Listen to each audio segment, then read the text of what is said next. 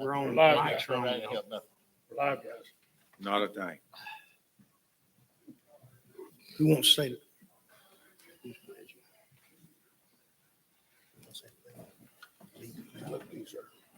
Good luck to you. You got the tough stuff.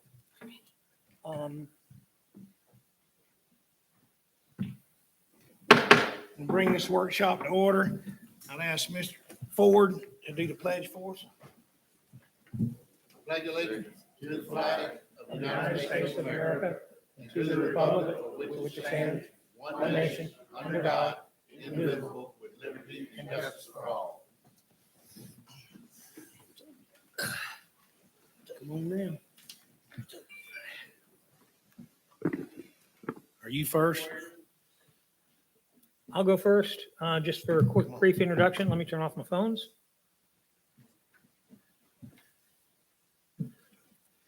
And then we'll go immediately to the sheriff. But my introduction should not take long. Is the clicker up there? All right.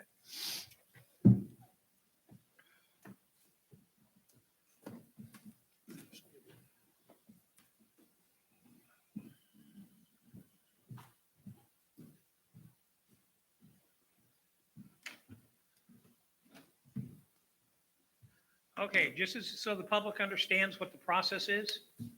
Today, what we have is a discussion of a draft budget. It is not the floor budget. It is a draft budget for your discussion, so we can address some issues prior to preparing the final draft budget. It will be in the agenda packet for the hearing on the 8th. So this is the first step in the adoption of the process. What I can tell you is right now, in our draft budget, revenues and expenditures have been balanced across all funds. We have a lot of funds. But the county still faces several critical issues that we're going to talk about today. We need you to provide us direction on these issues prior to us submitting the floor budget, so that the floor budget reflects the wishes of the county commission. For the public's knowledge, the key dates to remember: we have a second public workshop scheduled August 20th, 2022. We're going to ask you later today to call that as a special meeting as well, because some things came up that cannot wait until September 8th. Yes, sir. What day did you just say? You just said Next August Tuesday. 20th. Next Tuesday. That's not August 20th. That's not the 20th. What is next Tuesday? I don't know, but today's the 25th. Oh, yeah. Oh, Next Tuesday, I the thought 20, David the changed that. Oh, 30th. well. That's the So let's 30th. change That's that. the We have a 30th. second workshop 30th. next Tuesday at 9:30 in the morning to cover anything we don't get done today. And then also we'd like to make it a special called meeting because there's a resolution for the FERDAP grant and a couple other items that we need to get done that cannot wait until September 8th. So the first public hearing on the millage rate and the floor budget will be September 8th at 5:30 p.m. At that same time, you'll have your final hearings on the assessment.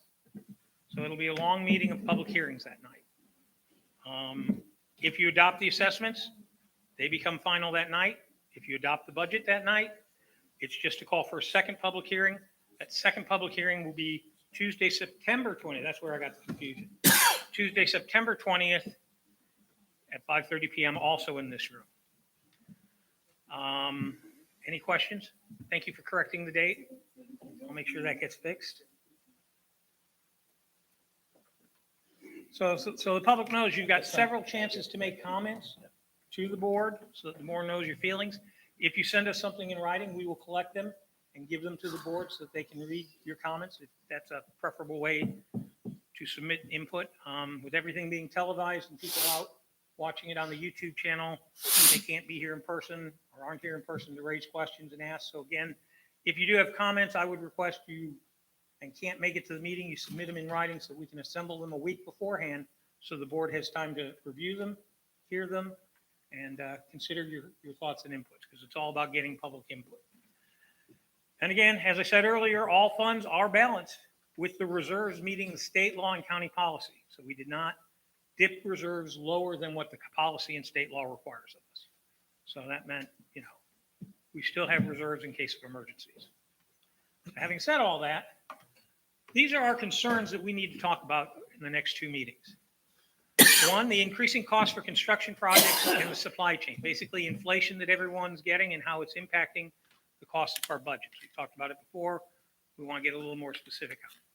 2, the fluctuation of costs for fuel, whether it's going to be really high, really low. It's a difficult target to mask, and how we address that. The annual mowing contract, how we address the annual mowing contract. Increased cost for animal control. The cost for animal control next year, no matter what we do, is going to be double. It's going to be a lot more expensive. The fire assessment, which we talked about before, hoping to get better direction on where we want to see that fire assessment ultimately end up. So the public knows the maximum increase in the fire assessment is $80. It can't be any more than $80 on a residential, but it could be less, and the board could pick a lower rate. We want to kind of get an idea of where the board wants to set that, because that then it inflects how we address the fire department budget. We've had the fire assessment in place for 5 years with no increases in it. And of course, like I said, we had the $15 an hour, we have inflation, the costs are going up. So we need to know where the revenues are going to be so we know where to set the service levels. And if we're reducing service levels, or what we're going to do. So that's going to be a discussion. Landfill concerns and tippage fees. We've talked about those before. We're going to be requesting an increase in the tippage fees, and we'll talk about that. We're going to have some discussion on the Richardson Community Center and how it affects the budget. More a budgetary discussion than anything else. Then we got the utility budgets and rate increases. When we took over the Fort White utility system, they had passed an ordinance that said they would have rate increases every year for the next 5 years based on a Florida Rural Water Association study. Well, now we're running their system. We need to make some decisions. If we don't raise those rates as they recommended, there will be significant shortfalls to the utility budget. If we're going to be in the utility business, we have to adjust our rates accordingly. And then finally, funding for capital projects, which is the big one. So it's a lot to get through today. And we're going to start with the revenue forecast, and then we'll go into the constitutional officers, with the sheriff being first. This is the revenue forecast that was prepared August 12th, 2022. As you can see in the very far lower right corner, there is an overall increase in revenues of just $5.6 million. So having said that, where did the $5.6 million go? Well, we increased the sheriff's office $1.3 million. We increased fuel $675,000 and put it aside in case fuel rates go up or go lower. We'll be able to control that. We put in another $714,500 for countywide mowing that we've discussed. And there is $3 million set aside for the BOCC and constitutional officers to reach that $15 an hour required goal that the state set for us. So that's where your new money went. Having said that, we took roughly over $8 million in reserves from CARES and ARPA money, and we're transferring it to the utility fund for utility capital projects. Your Fort White water line, your Ellisville wastewater treatment expansions. And then there was $11 million that we could squeeze out of all the funds and put into a capital projects fund. And that's where you'll decide what capital projects you're going to fund or not. We're doing it differently this year because we felt the way it was done last year wasn't as transparent. It was more difficult for the public, for the board to follow where the capital projects are and what the balances are. So we're trying to take all those capital projects that you approve every year and put them in one place so you don't have any problems tracking them and seeing where the money went. So this is our attempt at trying to be a little bit more transparent than we've ever been before so that the public and the board can keep track of how we spend our money. So having said all that, now we're going to go to the constitutional officers and outside agencies. The budgets are based on submitted requests and identified needs. We're going to have the sheriff speak first. This is what's in the budget, so you know. And we basically took the sheriff's revised budget, and we were about $310,000, maybe $400,000 short of his request. His original request on the revised form was $18,877,698. We're proposing to fund him at $18,588,462. Ours is a 7.59% increase. The difference being is the increase in fuel we took out of the sheriff's budget and placed it in a reserve account in case the rates go down or the rates go up. we can control that fluctuation more. Having said that, where the confusion comes in is the sheriff will also receive additional monies beyond what the county gives him. So he will receive $1 million from the state of Florida, and Mr. Guntek is here to be able to talk about that legislative appropriation, and he'll also receive some money from school resource officers. So at the end of the day, that's kind of where we have the budget at, and the sheriff is going to talk about whether it's acceptable or unacceptable or how we need to move forward. So if the sheriff would like to speak. Come on down, Sheriff.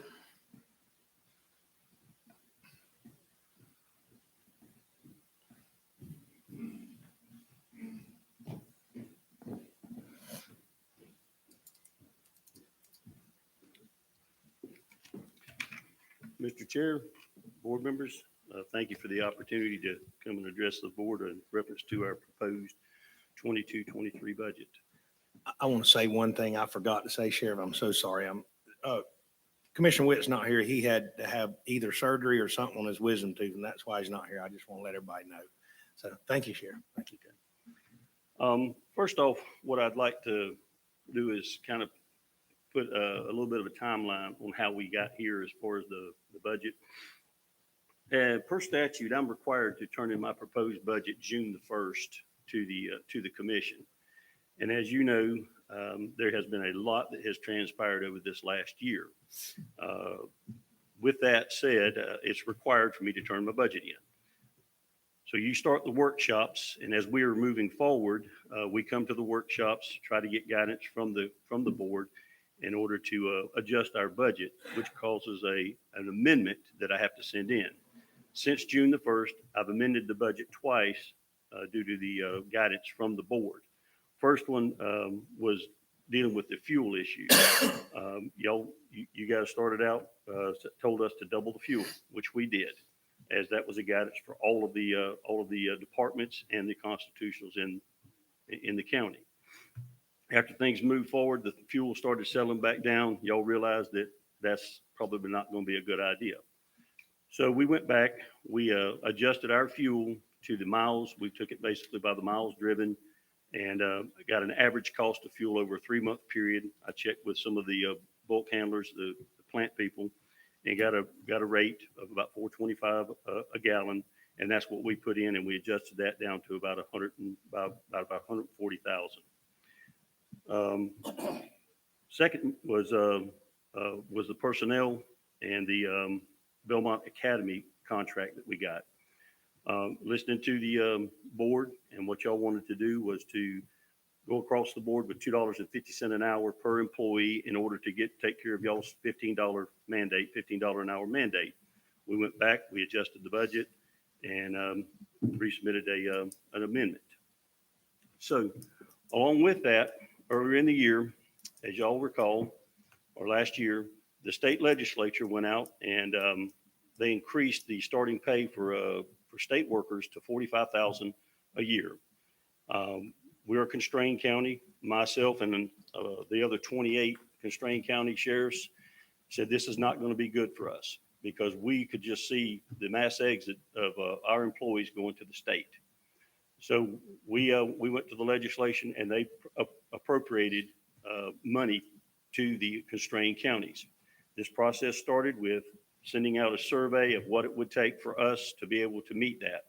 They gave us restrictions on that, and I would look kind of the disparity that we have here, or the disconnect that we have here. My interpretation of it is a bit different than what y'all are hearing, and so as we were going through that process, there was restrictions that should be just for the front line in order to get the base pay up. This caused considerable compression issues with my senior employees. So with that, we developed the original budget and trying to fix the compression. We got $1,047,014 from the state. With that, in order to fix the compression across the board, that would have been a $3.4 million fix. I knew better than to come to this board for that type of money. We wouldn't have it this year. So what we did was we fixed compression at half the rate for the employees, figuring that we can work this out as we move forward. So with that, my interpretation was that that was separate money that wasn't generated directly from the taxpayers here in Columbia County. This was something that this legislature was trying to fix so that the rural counties would not lose their employees. So I presented you guys the budget, and we've been working with county staff. And what I'd like to do is show you our work that we've had so far, and this is where we're at. We want to continue working with you guys until we all are able to adopt the budget. If you will, next slide. As you can see on our personal services, and this is separate from the appropriated money that was given to us and the direction that we received. And just so you know, on that money, in order for us to get that, we had to submit a pay plan for that money, which will be audited at the end of the year through FDLE. And it's being run through the Sheriff's Association and then coming to the county and then to us. And at the end of that time, the monies will be audited. So for our personal services, for law enforcement, we're looking at $1,572,000. Excuse me, $1,500,700 and $1,577,242. Our operating expense, we were told that y'all wanted to hold down on operating. We knew that we need to go after. We have the same issue as y'all as far as personnel, so we kept our operating as low as we possibly could. But the fuel thing has hit us all. Our capital outlay there of $126,000 is for the animal control. That is part of the percentage of increase on our budget, and for a total of $2,558,000. So as you move on down, that's in the law enforcement side. On the judicial, we had $144,408, with the operating expense going up $6,500, which is basically fuel. As we move on down, the corrections, and also a little bit of a dilemma on this is the appropriations money only approved $41,500 for our detention deputies and correction side. The state money, you could only put the $41,500 towards their base pay. So that in itself created some issue there because I do parity for the detention side and the law enforcement. So with that, in the corrections, it was $529,386 to correct that. Our operating expense, $37,000, went up. Of course, that's for the fuel and also for our transport on our inmates. The costs have gone up on that significantly. And our total request from the county, minus the appropriations and the Belmont Academy, is $1,639,000, $1,600,039. And along with that, if we take the animal control out, it brings it down to $1,471,144. And that's separate from the allocated monies. So we're wanting to work with the county on this. And so as we move forward and look at the budget,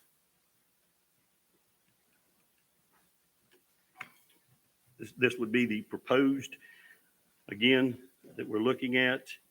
And we met with staff, county staff. We've been working with them. And at this point, we're asking for $1,555,443. I would ask that we continue working with staff and seeing if we can come to a happy medium with this. And I know that there is some concern about the money that came from the state. I know that their intent, and this is what they drove home to us, was to increase the rural county sheriff's offices, especially the constrained counties, in order for us to be competitive. Y'all see what's going on out here in the community with all of the crime that's going on. And at this point, I can't afford to lose any employees. The crime is up, and it's not just here in Columbia County. This is a systemic problem. I've talked with other sheriffs. And my concern is that if we don't address the issue, and I know y'all have it with the county, but if we don't address this issue, I'm not going to be able to recruit. We've been maintaining about 23 open vacant positions with the sheriff's office. We were able to get that down here recently with the anticipation of this to about 12 positions vacant. And we're working very hard to maintain a good staff. Problem is that when you get deputy sheriffs in there, it takes about 5 years to train up a good deputy. That gets them through the myriad of calls and all of that. And then retaining those people. And this is where it's going to impact us the most, is this compression if we don't address that. And I just ask that y'all continue to work with us and support us as best you can. And I'll be glad to entertain any questions. Sheriff, with trying to hire people, is it, and trying to keep people, is it as disgruntled as I hear some of them talk about when I'm in other counties and other law enforcement? It just seems like they're losing their, what do you call it? They're energetic when they first get hired. After a year or two, it seems like officers are being treated in a way that that nobody wants to be treated, and they already got a hard job. So are you able to hire people much for? We're working on that. We're trying to give as much incentive as we can to come to our agency.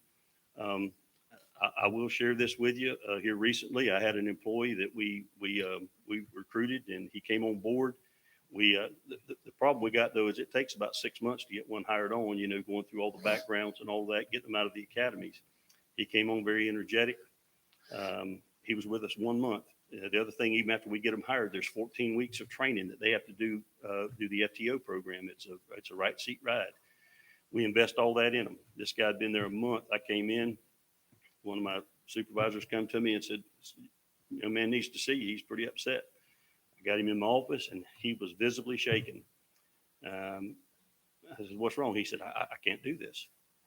And I said, and usually that means that they've gone to a bad call or they've had something traumatic or something happened to them. He said, I can't do this. And I said, what did you go to? Did you see something or whatever? And I always try to prep them whenever they come on board that you're going to see things that are upsetting and all. But he said, no, sir, no, sir. And I said, well, what is it that you can't do? And he said, people. He said, day in, day out, all we do is go to people's problems. It takes a special person to do this. And he said, and we don't have a way of fixing them. And we are constrained here in this county. We are, it's tough in the smaller counties. We don't have the resources and all. But I can tell you now, getting the windfall from the state, this is an opportunity, if we can fix this compression, to be able to retain the ones that we do have and be able to recruit more. Because I know it's not just money, but it's a big part of the piece of pie that we're trying to make here. And I know that y'all want to have the best, y'all, you look at Columbia County, our roads and our recreation and all that compared to some of the other smaller counties, y'all invest a lot of money in that. But I want to convince you guys that, investing in your public safety, your sheriff's office is just as important because it all got to work together. And I felt like this was an opportunity when we got this, the guidance that we got from the state was that this money was to come in separately from the state. And then, and I know that some of these other counties, they're having a hard time with addressing this, but I think that it's a worthwhile thing for y'all to invest to help us out. I'm not asking for the full amount to fix the total compression. I'm asking to let's fix it up over time. And that's what we've been dealing with staff with, trying to get to a happy medium where, my senior people will only be fixed at about 50% on this. And, and then as we move forward, working together, let's correct that so that we can have the best sheriff's office. You look at our roads out there, you guys build them to a higher standard than these other counties around. I hear it over there. They don't have the paving and the roads that we do over here. Y'all do a significant investment in that. And that's what I'm asking you guys to do, is do a significant investment in your sheriff's office. I'm willing to work with you on the fuel. I get it. And we drive a lot annually. And, I'm not trying to break the bank. I'm just trying to make sure y'all understand the dilemma that we're in And right now especially is not a time to hold back on funding public safety and the sheriff's office. Any questions? Well, I can say, Sheriff, I hear what you're saying and I understand. But, I think this board has been pretty generous to the sheriff's office. I mean, we just built a $16 million jail for the sheriff's office. I mean, to say we're not spending money on the sheriff's office, or you don't think we're spending enough. You know, we just budgeted, $2 million something for a crime scene investigation building and a slash workshop. So just in them two investments alone is over $20 million over Commissioner, the last couple of years. Plus your Commissioner, budget. So, I- you know, I know we need law enforcement and I understand the crime rate is going up but you know, at the same time, I would encourage you to look at cost saving measures also. we As have, far as lower gas mileage vehicles, maybe cheaper vehicles to run up and down the road. I don't know that we need every vehicle to be 4-wheel drive. I mean, for years, we drove cars up and down the road. So, you know, Well, at the same Commissioner, time, we're going to try to invest in you, but, I would encourage you to kind of look at any cost saving measures you can do on your part also. well, Commissioner, if you'll think back a couple of years ago, when we were buying the cars, we went to the electric cars. We've got some of them that are the I guess you call them Hybrid. half and half Hybrid. hybrids. We've gone to that. Some of the vehicles that we're buying, we're actually buying the ones that we shop it and we buy them through the Florida Sheriff's contract so that we get the best price on them. When you say 4-wheel drive, sometimes those vehicles are a lot cheaper to purchase. And they are more fuel efficient. And they might be, I'm just saying, if we can look at stuff like that. I am doing too. that. Okay. And as far as the jail goes, you know, we did build the pod. We've still got more work to do out there. It wasn't a complete jail, and I get it. And you know, I am working with you on that. The pod is a nice thing that we have out there. And, you know, I mean, if you look back during the pandemic and we look back at, you know, the percentage of increase on the sheriff's office budget, during the pandemic, we stayed flat because, you know, of the way the economy was going. That year, we ran a flat budget. And so I'm doing everything I can to work with you guys as well. You know, the crime scene building, when you say that y'all budgeted for that, you did, but we had an agreement that we would take year-end monies from the sheriff's office and put towards that, and that's how we funded it. I mean, I've worked with this commission on doing those types of things. It didn't come directly out of the coffers. I mean, it came, you know, from monies that were appropriated for public safety. So, I mean, I've tried to, you know, I've tried to do everything we can. My guys know that, you know, we don't buy cop cool stuff. They're going to have to give me a justification on what we purchase at that sheriff's office. And I feel very strongly about that. And my first question is, you got to give me a justification for it. How much is it going to cost? Are there any reoccurring maintenance costs with it? And then when can we DX it? Or is there going to have to be a replacement for it later so that we can kind of plan that down the road in our budgets? So, Commissioner, I am doing everything I can, you know, to be as efficient and as effective as we possibly can. But what I'm asking for, I do feel is very reasonable and necessary to maintain this sheriff's office. And, you know, the understanding of the monies coming from the state, that was monies that weren't in the coffers of the commission. It was my direction I got was the intent was this was to get your base pays up to that. If you had anybody over that 45,000, they allowed for a 10% increase on those people to help, you know, keep your longevity employees there. So that's the guidance that we got. And the other side of it is that when I get audited, I'm going to wear that audit. And, you know, the other thing too, and you know, we had this discussion. I am very concerned about taking state appropriated monies. I would rather it come directly from the county because downrange, we don't know who's going to be over there in Tallahassee, and appropriated monies is a year-by-year deal. And if they come back and pull that money from us, we're going to have us a heck of a dilemma on our hands. And it reminds me of going back to 2009 whenever we were cutting budgets. And Mr. Williams, you can remember that when we had to do those things. And it's not good going through that process. You're exactly right. And that is a discussion we had you know, we don't know at what point the state's gonna say, we can't fund this program anymore. That's And correct. at that time, this board's gonna have to figure out how to come up with that $1.5 million or whatever it is at that time. So, you know, we've got to be cautious on how we do spend that money. Because like I say, I think you agreed with me, at some point, we're gonna have to cover that money. It's gonna dry up at some point. Well, and that's part of the whole process, is that trying to look at that on an annual basis of, putting those dollars in there for it. Like I say, I think you're doing a good job, but I'm just saying, I encourage you, let's look at 80 cost saving measures we can have, down the road. So. Go ahead, Commissioner Williams. I know this from Sheriff Bradley to you. This Board of County Commissioners have done all we could do to assist the Sheriff Department and give them not everything they want, but everything that we could afford to give them.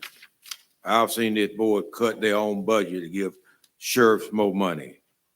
And I'm glad that you're working with staff to reach a happy medium somewhere, because that's what it's gonna take. Nobody's gonna get everything they want. We're not getting everything we want.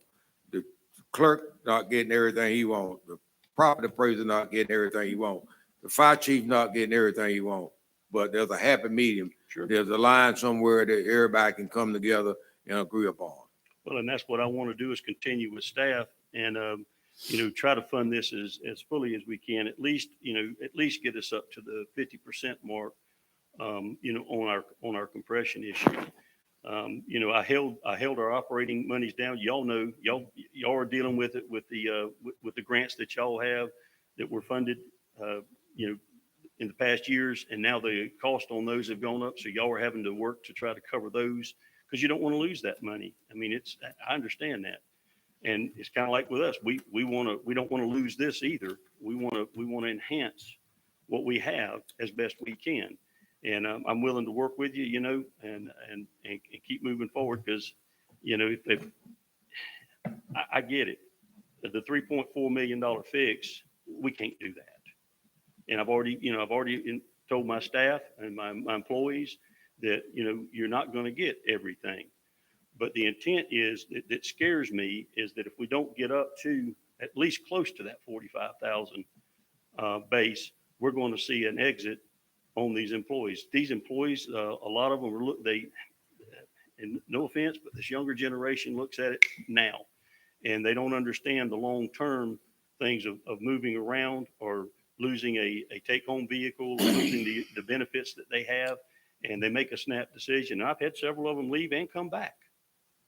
And the reason they come back is because they love Columbia County, and they love what we're doing at the sheriff's office. Now, I don't see that young man that just came in there the other day and said he couldn't do people coming back, but the ones that do here, they have a servant heart, and they're putting everything they can out here. We have been working very hard, and actually working with the police department, all of our other federal agencies. When you talk about trying to save money, we don't have the money for technologies and some of this forensics equipment. I've got people cross-sworn with the Marshal Service, DEA, the Secret Service, these fraud cases. A lot of people don't even, they feel it. And I get the phone calls about a lot of these elderly people, but trying to work these fraud cases, it would be impossible for us to do it on our own. So I have these employees that are cross-sworn with these federal agencies, that we can bring those assets to bear on those cases and try to get some resolution to them. We're doing everything we can. The crime scene, or the evidence crime scene, I just think we owe it to our constituents that when we have a bad scene, that they don't have to wait 2.5 hours. Whenever your loved one's laying out there, we can't move that body or that evidence until we actually do the process. And I went to civilian employees on the crime scene techs to save money. And the reason that we did that, there's a certification school that they go and they get these certifications, and we hired them right out of that school. I have to have one law enforcement over them to be able to supervise them, but we're using civilian techs for that. That saved money. We're doing everything we can. When they go on calls, we're telling them, turn your cars off, save gas. save where you can. And we're implementing as much as we possibly can. But just like with everyone else, the cost has gone up, but I get it. Y'all's interpretation of the money coming from Tallahassee is different. And I hope that we can come to a resolution with that, because we need our sheriff's office, and we need it being as robust as we possibly can in Columbia County. I appreciate it, Sheriff. And I want to tell all the deputies, they know I love them, because they've gotten me out of a lot of tight spots. I mean, I remember 5 or 6 years ago when we had that shooting incident with me, and I'm watching these guys in the rain go into some thick bamboo to go after a guy. I told them not to, and I thought about how much money they made, and they were walking into that bamboo with a guy with a gun in there somewhere. And I couldn't do that. I'm just going to tell you, I wouldn't do it. I just have to say, Sheriff, I can't do that. I'm going to go home now, but it's amazing the job they do. And I can tell you, if you've been in bad situations like I've been, and probably some of them fellas right there have been there to help me, it's a good, warm, fuzzy feeling when you see them lights come up and them guys jump out of them cars. And until you experience that and your life's in danger, you really don't know how hard it is to be a police officer, and how wonderful it is to have them coming. Let me just say one other thing, and I want to brag on one of my units, and that's our school resource. We've worked hard with the schools on trying to make sure, I was an advocate many years to have a school resource deputy, a sworn law enforcement deputy at every school. We can't do that. It's a shame that it takes a major event like Marjorie Stoneman to push the legislature to make that mandatory.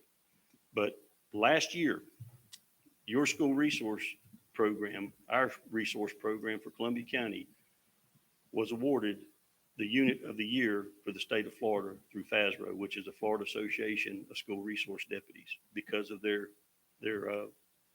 superior program. We were able to bring that home. I say they did the work. But one of the things too, Commissioner, when the shooting out in Texas happened, that was a gut punch. But I'm going to tell you, when you talk about reducing money and all that, I can't send all of our resource deputies every year to the annual contract or to the annual conference. I'll go down there myself. This is the first year I've missed in many years. But the reason I send them down there is because they do the latest and the industry standard training for those guys. What happened out in Texas, in my opinion, is that was lack of training. That is the way it used to be trained after Sandy Hook. You would go in, you would secure, stage, and then you went in. They found out after a couple more of those shootings that process does not work. We retrained our deputies, and I can assure you one thing, in my heart, I know that if we have an incident like that at a school, there won't be any hesitation. It doesn't matter if there's one deputy or 10. They're going in immediately whenever there's gunfire. And I believe that in my heart, because that's the way we train.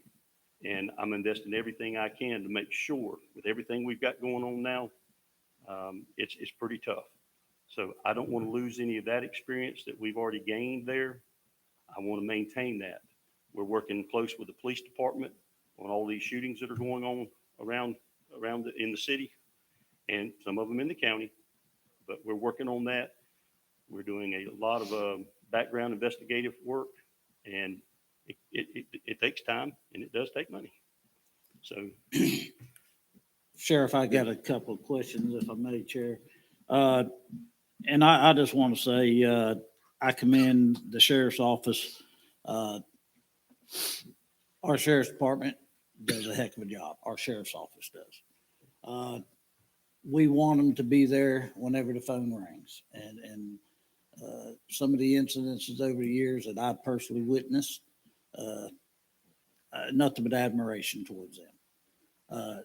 When this appropriation come down from Tallahassee, the first thing that I seen was automatically is how will counties sustain this in the 10-year period?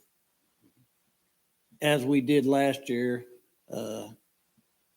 this board and Kevin and David, we had to set money aside for that catastrophe that we're going to be facing here very soon on Bascom North. That's a big cut of the pie. But as the sheriff said earlier, and Mr. Ford, we got to plan into the future part of it there. And I just want to stress to the point to everybody in this room and in the public, pay attention to what really goes behind the scenes. Because I'll quote a very, very good friend of mine, you can only throw so much money towards a problem. Money doesn't fix every single problem, but it's unheard of for a first responder, a spotter at the landfill, that they're fighting to just sustain a decent quality of life at their household. It's proven fact when a family is constrained to the point of worrying about how to put food on their table, it affects any and all. And in my just real quickly, when I did my research on this when it first come out, I reached out to the legislators and different sheriffs and what have you.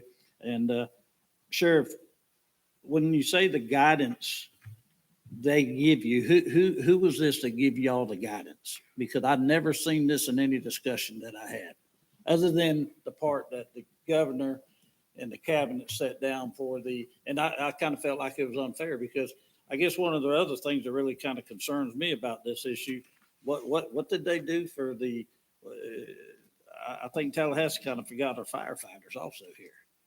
And, but where did when you speak of the guidance, who gives the guidance that you're alluding to? I'll be glad to provide you all of those, the email traffic that we had on that, and the folks that we spoke with over there.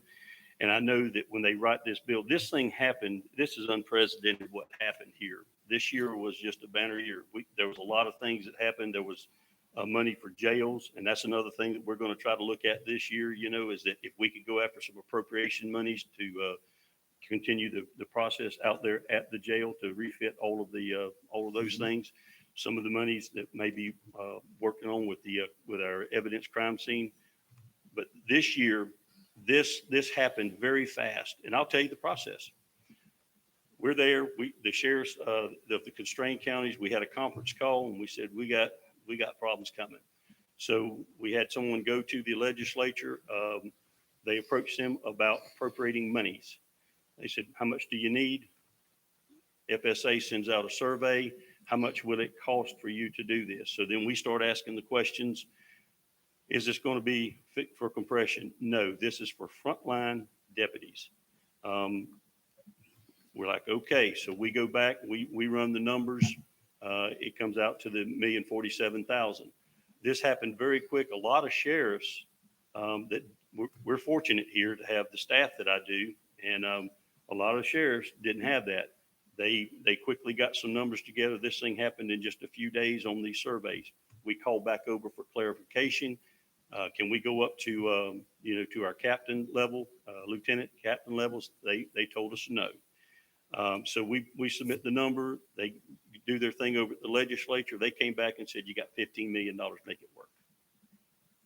And so that's whenever the money, and if you can make sense of Tallahassee, I'd sure like to sit down and get the playbook, because I sure can't.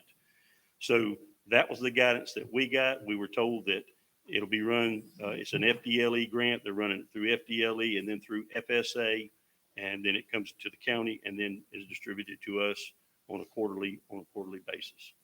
That was the guidance we got. Now, when you start talking, and I'll tell you, it's kind of like FEMA. I'm going to use that nasty word, FEMA. They come in here, we have a disaster, and they, you got all these people in the field telling you, this is what you can do, this is what you can't do. And then we're like, okay, we submit. And then y'all saw what happened. How many years was it that we fought that, Mr. Williams, over there? Was it from Debbie, was it not? Right. Yeah. And so they come back and they get these auditors up there and they come back and say, y'all owe us X amount of dollars. And that's my fear with this, is that if I don't use it, it's going to come back on me as the sheriff. So I took the guidance. The intent was to get the base pays to $45,000. Now, I've had questions asked to me, well, what about these smaller counties? Well, I can't be concerned with the smaller counties and what they're doing. I'm trying to make sure that we're correct and that we followed the guidance that we had, and that is the guidance I got. So that's what we're looking at. The intent is that this is money from outside of the county coming in, and the counties that can support it, then they do. And so that's why my request was, in addition to that $1,047,014, and to try to address the compression. And in my discussion with the legislators and senators, it's an unfunded mandate, is exactly what it is. However you want to shake it or bake it. Because a board in every single county is going to have to understand, they're got to come up with a way. It's $10 million today, but with the inflation rate of being what it is, we'll just get real super conservative. Let's go 1.75. You're turning $10 million, you're turning $1 million a year into about $1.8 million a year by the time this all comes back around, with all your benefits and everything else that goes along. So as I told both of them and the assistant to the governor, this is an unfunded mandate to constrain. So that's where I talking to staff through this duration of this, I feel like it's a give and take. It really is. And it's going to be tough because I can assure you, I've only been here 6 years, but I know the budget of the sheriff's office in the county. These raises are fixing to be a thing of the past because the budgets that we're over, and you cannot sustain it. It can't happen. We learned that on the 40% funding thing that we went through here, myself and you and the board prior to that. The numbers didn't add up, and they will not add up. And so there's only X amount of dollars coming in, and the people. I want to make sure that our officers and our support staff with the sheriff's office is always, they don't need to be looking around figuring out where they're going to get their next bullet. That's crazy. We're way beyond that. And I'm going to do everything I can to support them. But sitting here looking at this number that was presented by David earlier, and I know they shared this with you yesterday, Mark. I know you, and you ain't got to answer me, but this looks like this is a pretty decent meeting in the middle to me. Well, I believe what you have in front of you is blended. Is what? Blended. That money is blended in with the county request. Yeah, but irregardless, just take the state request out, but the county request coming in, or what David presented earlier, are you telling us that you don't think you'd work with that? It's a starting point, but I think we're going to have Simple to, yes or no question. not what was proposed there. No, sir. Okay. That's fair enough. I mean, it's an honest statement, and I appreciate the honesty. So that gives me a door to look at it a lot more. But we talked about that yesterday, and when we had our meeting, and we're going to work towards a number. I asked for what the number was, and we got a spreadsheet back, but it's blended, and some of the numbers in there that were moved around on the line items within the sheriff's office. We got to sit back down and go through those. And I would like that process. We had this discussion yesterday. I'd like for this process to start earlier. The only problem we got with that is that we don't know the revenues. I have to do my budget before I have any visibility of what the revenue's coming in. We got $5-point-something million coming in now. Did y'all include the $1,047,000 in the revenues? In that $5 million?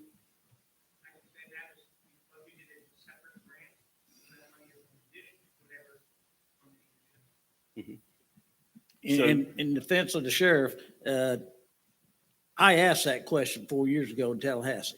I remember it like it was 30 seconds ago. Why is it though that? Why is it what? Why the question was asked out of these lips? Why is it though that the sheriffs of the state of Florida has got to turn their budget in so early before, as what you just stated, Mark, is, before we even know what the numbers are. And straight out of a very high ranking senator is that we've learned in the past that you can't put the candy on the table and for everybody to grab at one time. So, and I said, well, that's kind of a weird way of putting it, but I understand it. Don't say I agree with it 100%. But because, and all the sheriff's offices throughout the state of Florida's got to work with is estimated revenues on history. We know that we average about 2.5 a year, what have you. And it's just like this year. I think every commissioner up here, not speaking for them, was kind of flabbergasted when we know Troy's got 180 building permits on his desk right now. It's booming. People are paying two times price for a house. But my point is that our revenues increase. David just showed it to them. I was expecting a whole nother $1 million, but when you sit there, I guess Jeff messed up or something. I don't know. But anyway, that's what we're faced with, and same thing as y'all are. So it ain't a them and us. That's what us as citizens And of the county. that's what I was trying to say, Commissioner, is that my original budget is a proposed budget. As it's, for us, it's like throwing a dart. We're trying to say, okay, but be as conservative as we possibly can. And I think I've been that way since I've been here. We have grown the sheriff's office, and when you run the history on it, it's about 4% a year. There's some years that we've not requested, we've ran flat. There's some years that we've gotten more, more than that 4%. But when you average it out over the years, it comes out to be around about a 4% growth.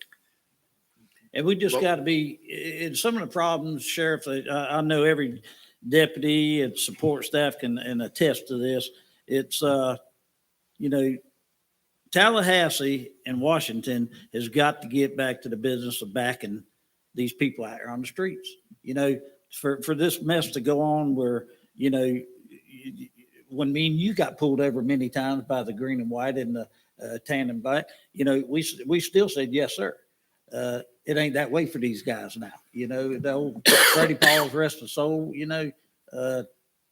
we wish we could go back to that, but we all realize we can't. And Well, I know it's a complex problem. When they write language in these bills, they leave a lot of room for interpretation on some of them.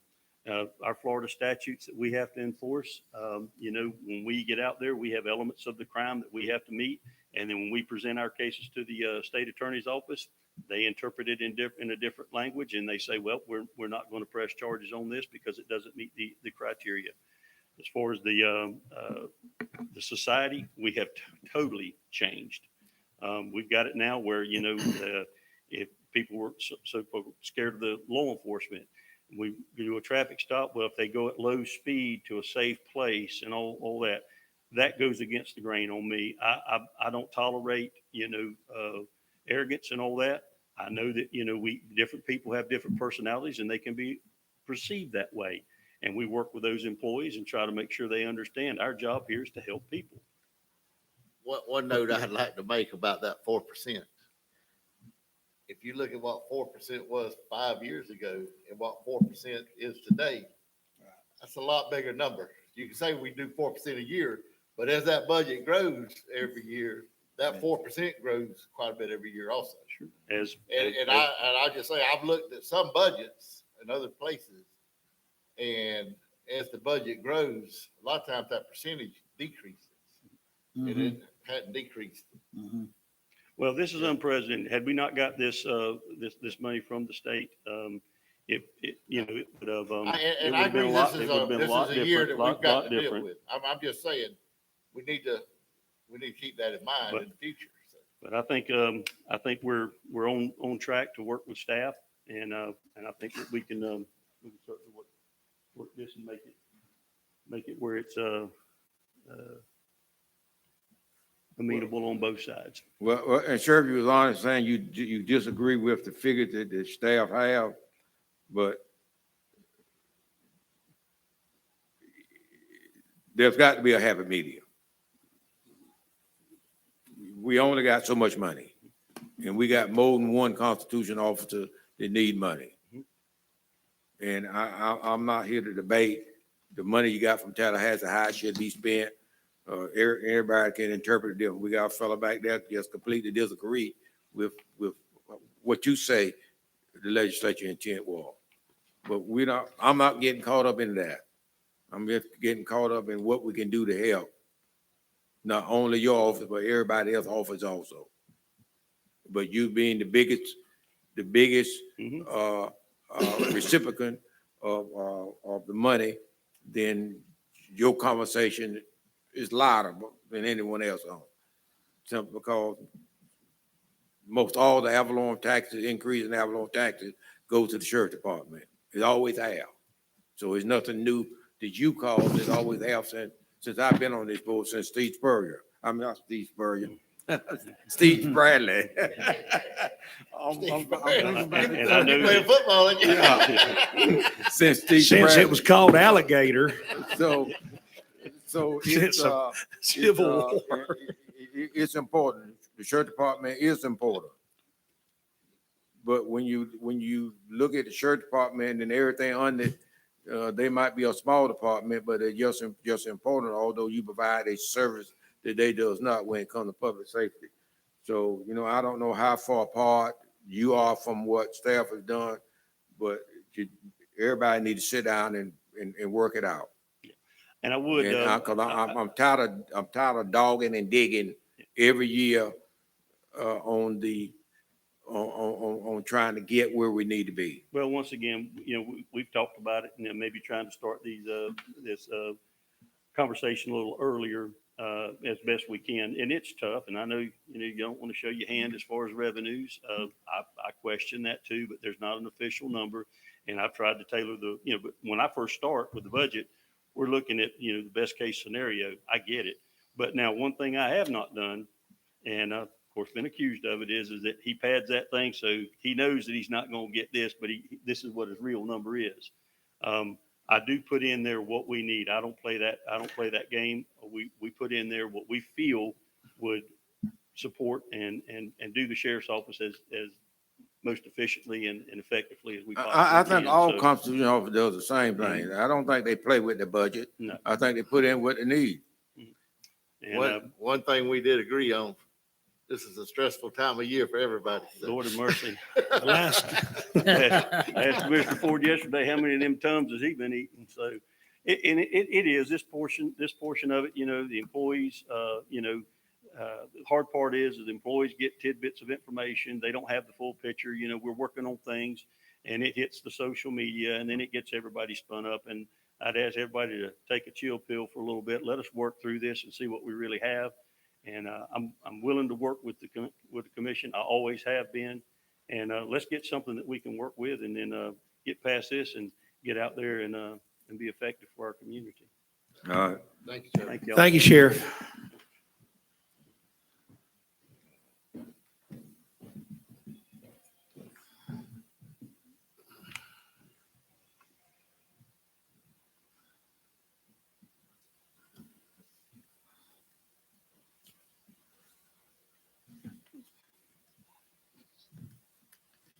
So yeah, basically, when we did receive the state funds, we treated it as a grant. The board approved it as a grant. We allocate it back as a grant in quarterly installments. So that is not included in the general fund. Next, we have the clerk of courts. This is what he requested, and this is what we put in the budget. Did you have anything you want to add?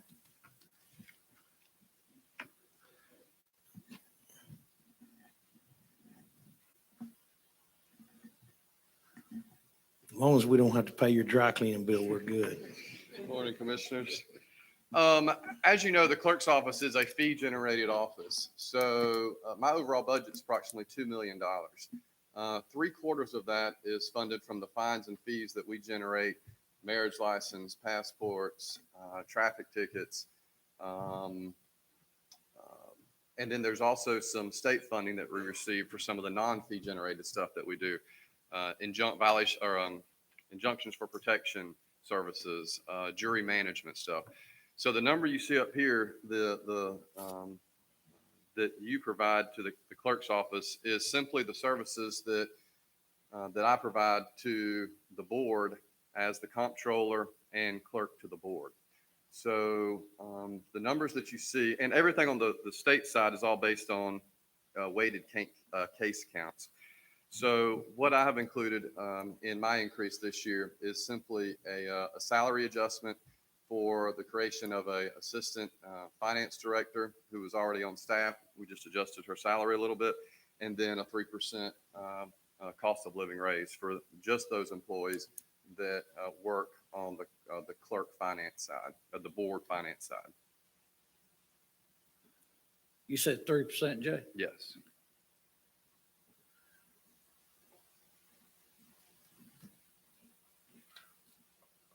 So on your budget, you're requesting a small increase from 481 to 505.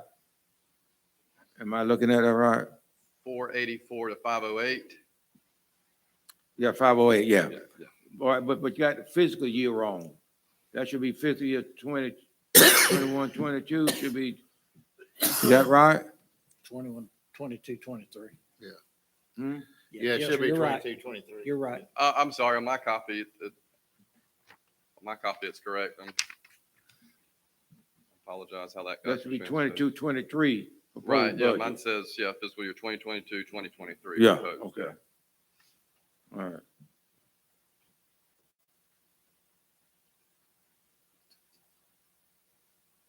Tenfold. Any more questions? Thank you, sir. Thank you. Thank you, Jay. Like I said, when we did do all these budgets, we tried very hard to treat everybody equally, board and all the constitutional officers, so that all the increases for all employees, county and constitutional, would be proportional and equitable. So the next one, I don't think I have a slide for.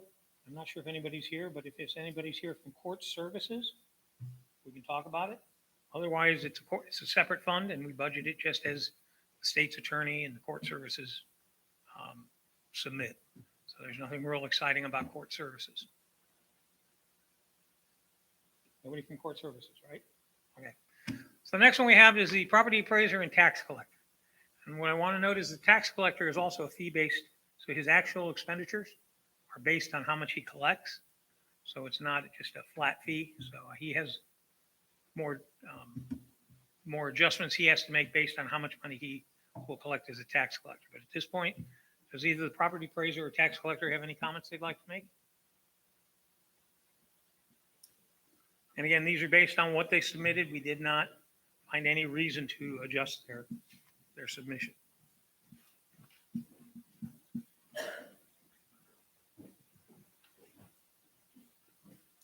Good morning, Chairman, Commissioners. Yeah, those numbers, I reckon there's combined or something. Our increase from last year to this year, well, first off, our budget is due June 1st as well. So there's a lot of variables in there that we didn't know. But last year, our budget was $1,908,269. And this year it is $2,072,651, which is a $164,382 increase.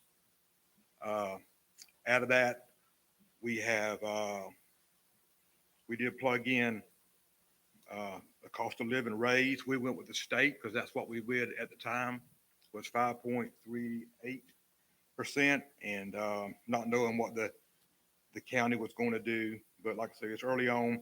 We did plug in a new position that we're going to have. We have, we're living in unprecedented times. We have, our number of sales, the way things are, the value of the county. Our guys, like you mentioned, Mr. Murphy, about the permitting. Our guys are chasing permitting. We're not going door to door as like we should because we don't have the time and the means. But we plugged in a new position, and so we have I think it's 7 employees. We got 7 employees in the next 5 years that either are going to be they're retiring, going into drop. So the basic increase of this year was $164,000. a bulk of it was the payout. We have 3 of them going into drop, in the next 2-3 months. So that's about 70,000 of the increase. You have any questions? Jeff, did you tell us last year that you was already above the $15 minimum wage Yes, sir. guideline? Yes, sir. And you were asking for how much increase on those employees now, the It's percentage? state, it was a state, what we follow what the state does, 5.38%. And how much are we giving? How much are we giving? $3 an hour. How much? $3 an hour. I didn't hear you. No, $3, no, $3. what percentage would that be? Well, it's for what? $10 position. Yeah, I think 5.38% was anything below 40,000, was it? Yeah, I mean, if some of ours would not meet that and some was greater, so it kind of hit the middle. We did the math on it, I just don't have it here. Okay. I mean, if the county did $3, that's gonna be more. That's way right. more than what we're doing, so. Okay. Any questions? That's all I have. Thank you very much. Yeah.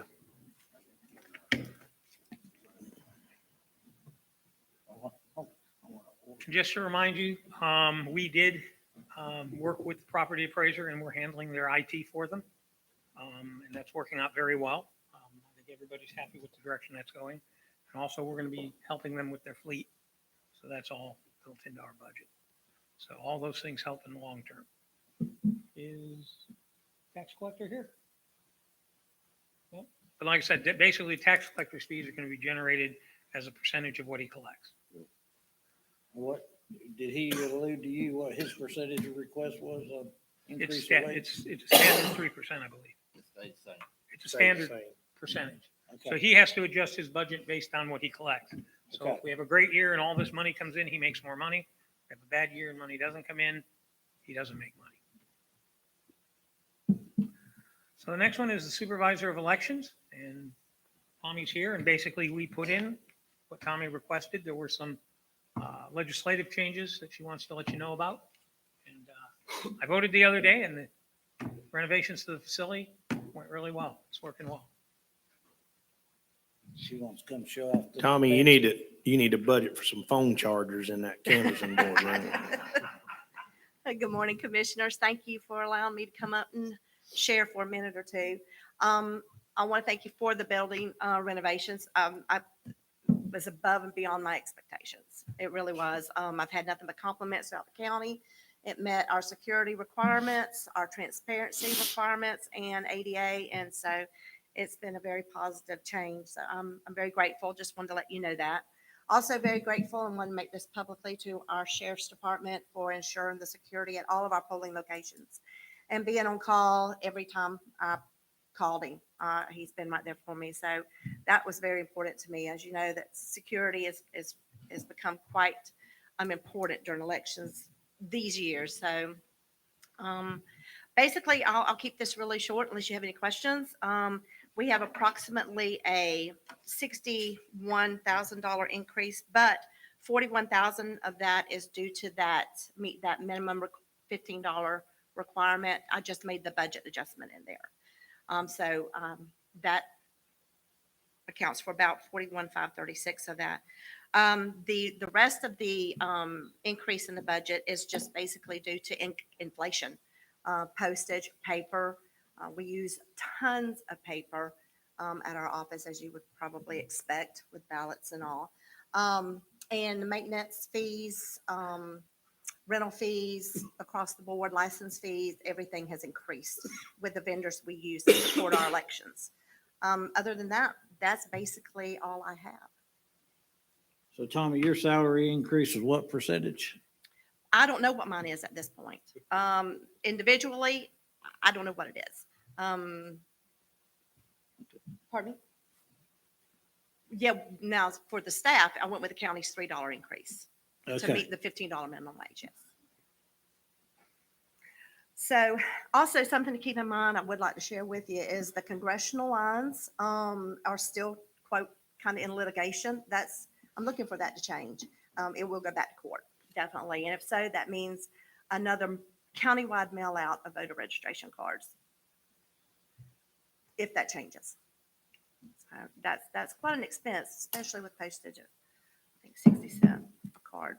Well, in the past, we have always funded the new legislative mandates when it came to the supervisor of election office. So you're not asking for anything that the board haven't done in the past when it came to additional mandates for the supervisor of election office. Correct. Yes, sir. Tommy, and I know all these other commissioners know, but it's really good to be down there working with y'all and actually see that process. I know now ain't nobody cheating down there because it's, y'all are hard. That's right. I mean, And I'd like to share with everyone too, results did come in slightly slower than they normally do. The reason for that is we get public records requests all the time wanting to know how our results are transmitted.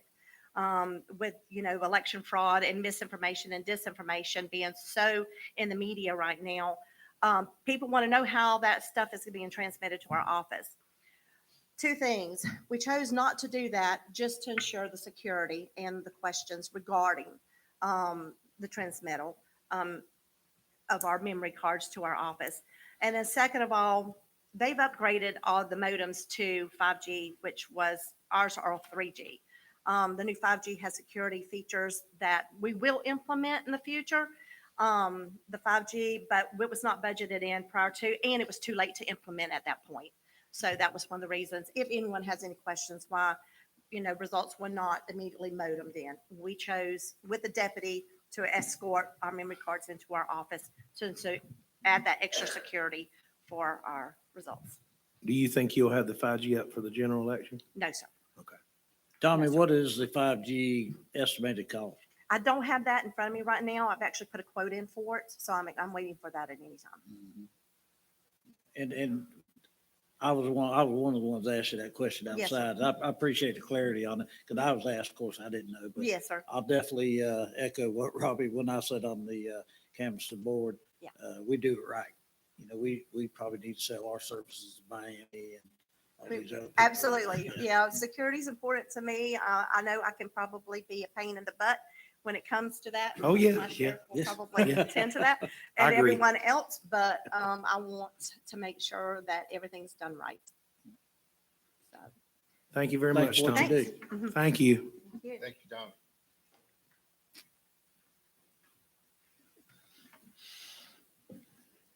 Finally, we're going to get to the outside agencies. What you have before you is a list of all the outside agencies we traditionally fund. We either went with their request or with what they had received in previous years. Does anybody have any questions?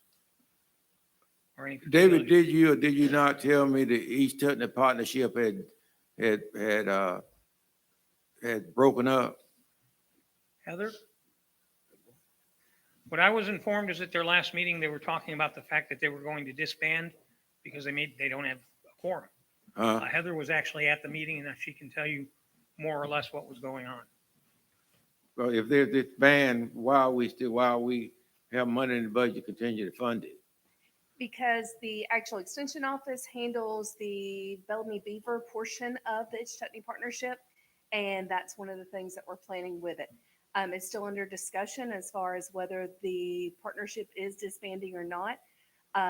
We're waiting to get all of the correct information from all of the things that goes into a 501c3. Okay. Other questions?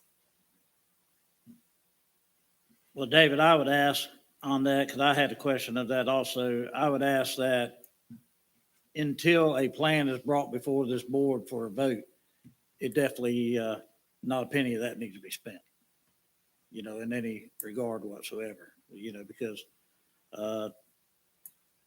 we got to treat them small dollars just like the big ones, but. Right. So it's in the budget. Obviously, if there is no Itch Tutney partner, we would remove it, but it would not get spent unless it was for a legitimate board approved purpose.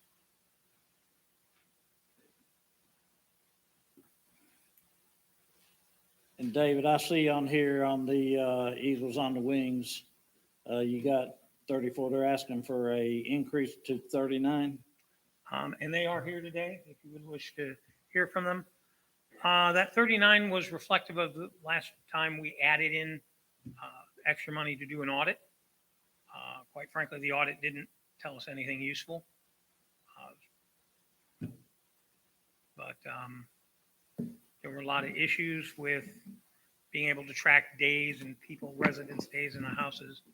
If you go back to that audit, there was no misspending of money, but there were just issues. There was no what? Misspending of money that I know of from reading the audit. I don't think from reading the audit, there was any misappropriation of funds, but there was just not a lot of data. But Well, they are here if you would like to speak with them. okay, so again, they're wanting the money we set forth for the audit because they said they couldn't afford to pay for it. Are you leaving that in the proposed budget?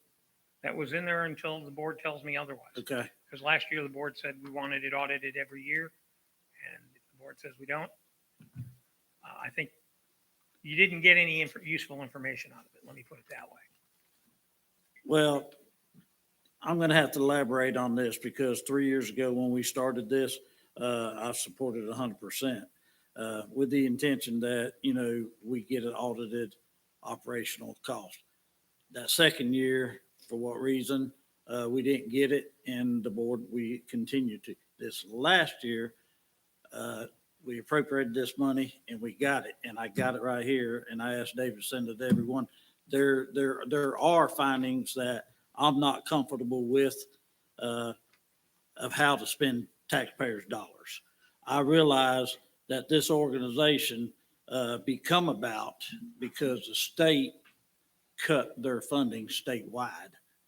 And the thought, and as I shared with the lady last year, I personally know somebody that seems to be successful through this program. And I'm not going to beat up nobody, but Mr. Powell did this, and it plainly states in here that there was call it misappropriations, call it whatever, and there's supposed to be other safeguards put in place, but I think we've done our part. I think Columbia County taxpayers done their part on this, and I will not support this on a budget. And as you remember, originally, we always believed Department of Corrections would pick it back up at Mhm. some point. Well, as I shared with the sheriff there's a lot of unfunded issues coming out of Tallahassee, and this is one of them. And me personally, I don't think this is a responsibility of the local tax. I'd rather take that $39,000 and put it into sending a kid down a good road at an early age rather than an old stallion that's already learned his tricks and trades. And so I will not support that. And I just want to be upfront with everybody and let them know that. David, on the audit that was done, you said there was no misappropriation of funds. Well, at this point, since it's brought up that Mr. Powell did the audit, I'll let him speak for the audit.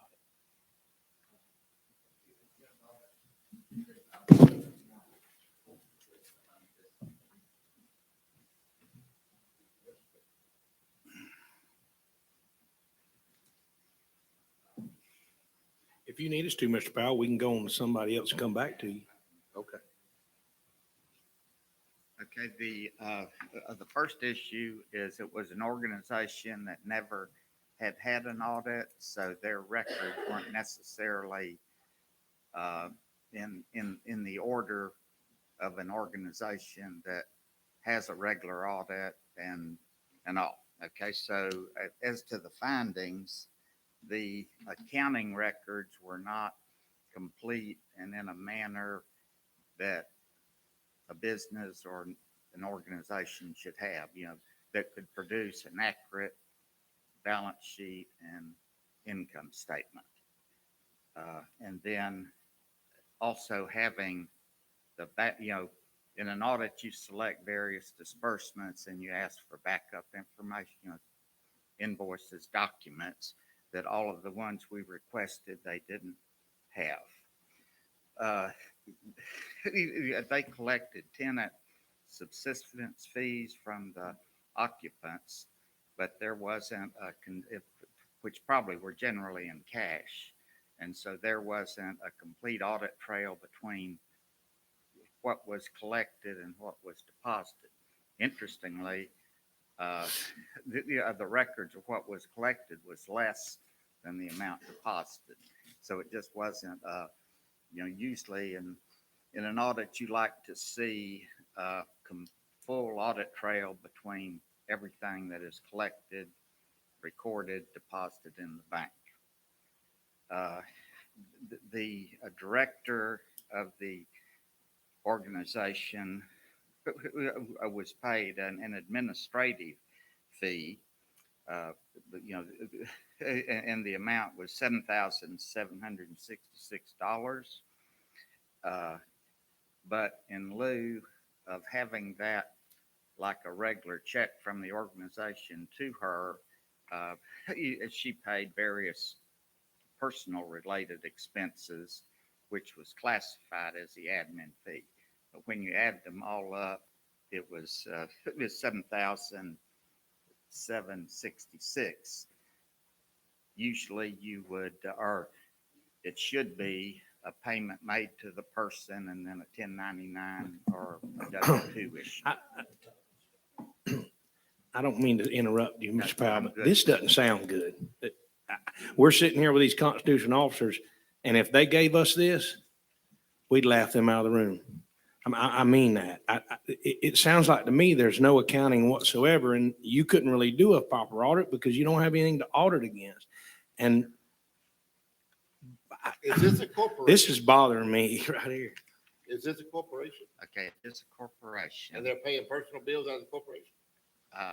Yes. This is taxpayers' money. And then there weren't participant files to substantiate who occupied the facility during the year we audited, or if the people that occupied it were eligible to participate in the program.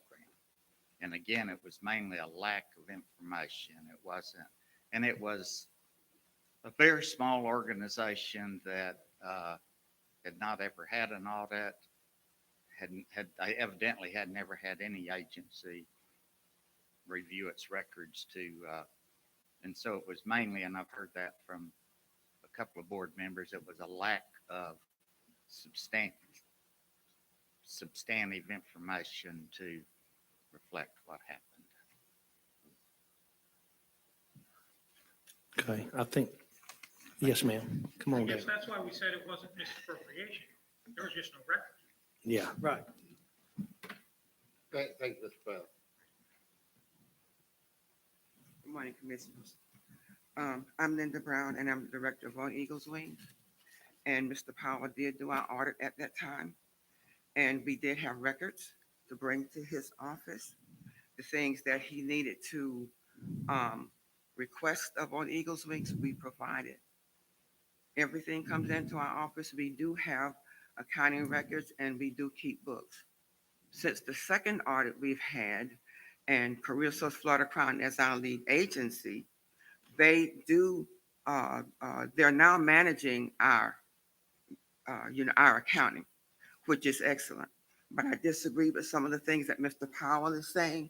Whatever he asked for, we provided. We keep accounting records. I will not misappropriate funds, and I will not abuse Columbia County's people money that have shown care and concern for our organization. We work with mayor release defenders. The men pay subsistence fees when they start working. It shows a type of responsibility for them. So when they leave on Eagles Wings and they have to pay rent or pay bills, then they will have learned that through our organization and our program services for them.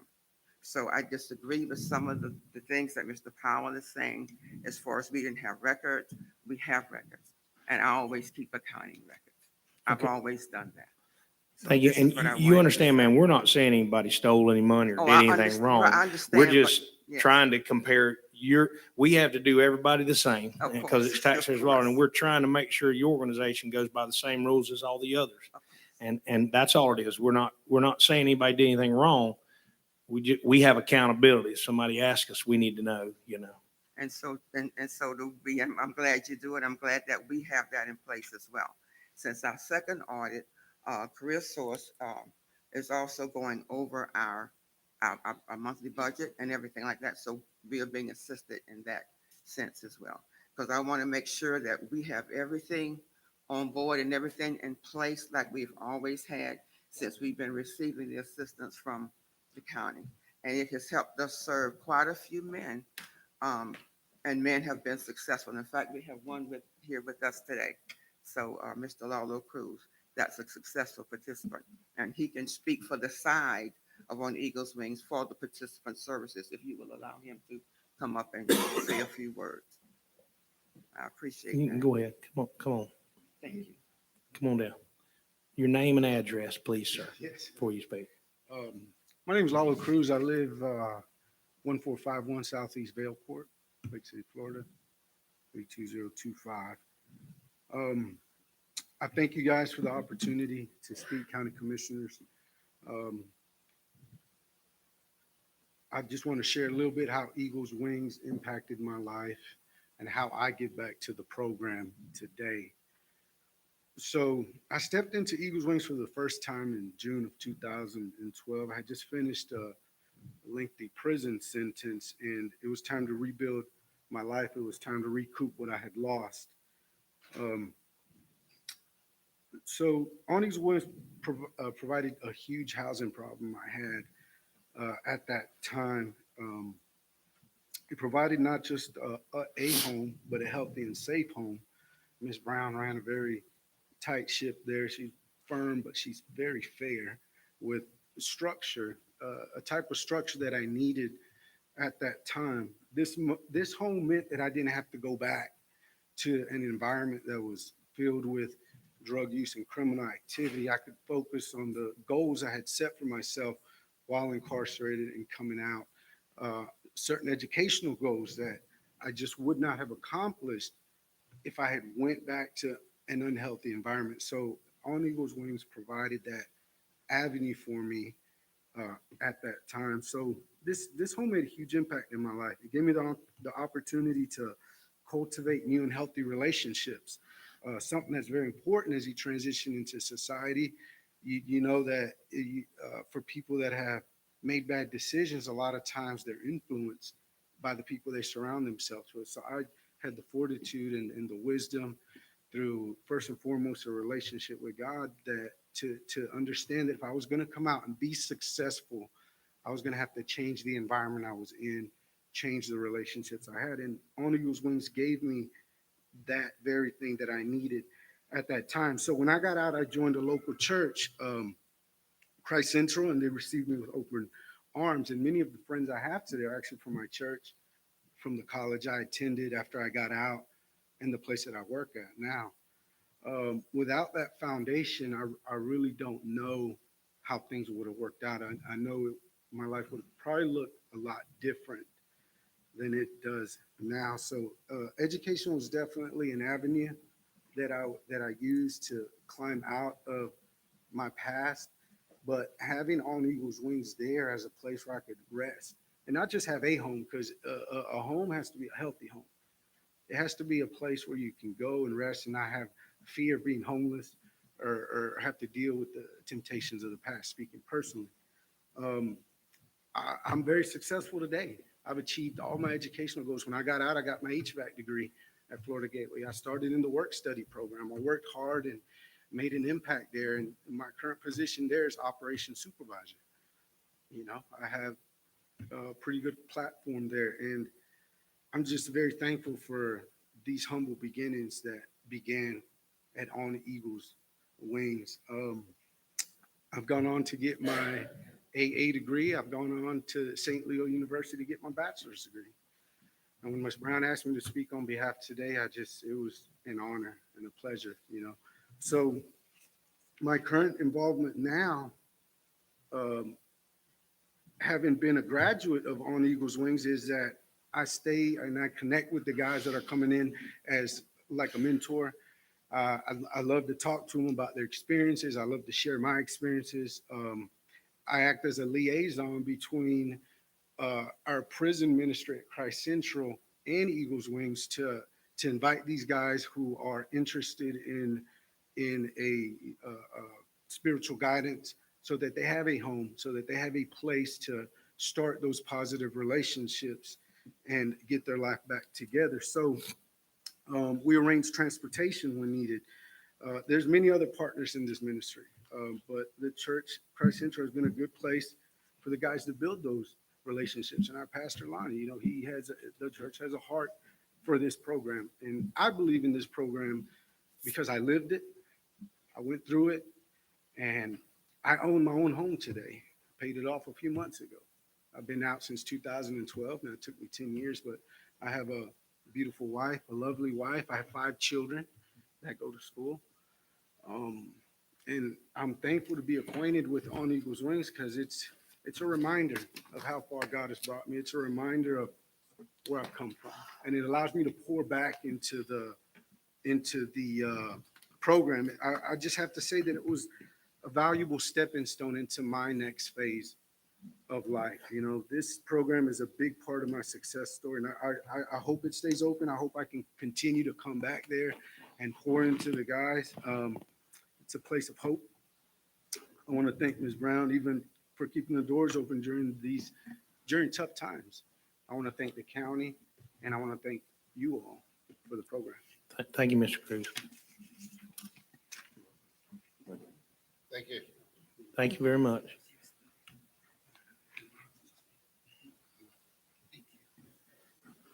Thank you, commissioners, again for funding our program. I really appreciate that because it serves our participants well. During the pandemic, we were affected by that, and we now serve up to 4 to 5 participants. We have 2 at hand now, and we are expecting 3 to come in the month of September. One toward the first week of September, the other 2 toward the end of September. And families are asking us to bring their family members in. We would have had one extra one, which was expected at the first week of September, but the family called and said he had a heart attack, and so they're not looking for him to live.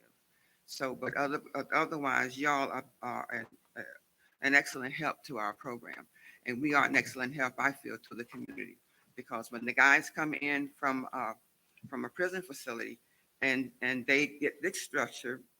I have an assistant that worked with me, and we talk to them, we mentor them. They go to Carisso's Florida Crown to seek employment, and so they have positive outlooks in their lives. And so this is why I continue to go on with On Eagles Wings, because I see the positivity with each and every one of our participants that we serve.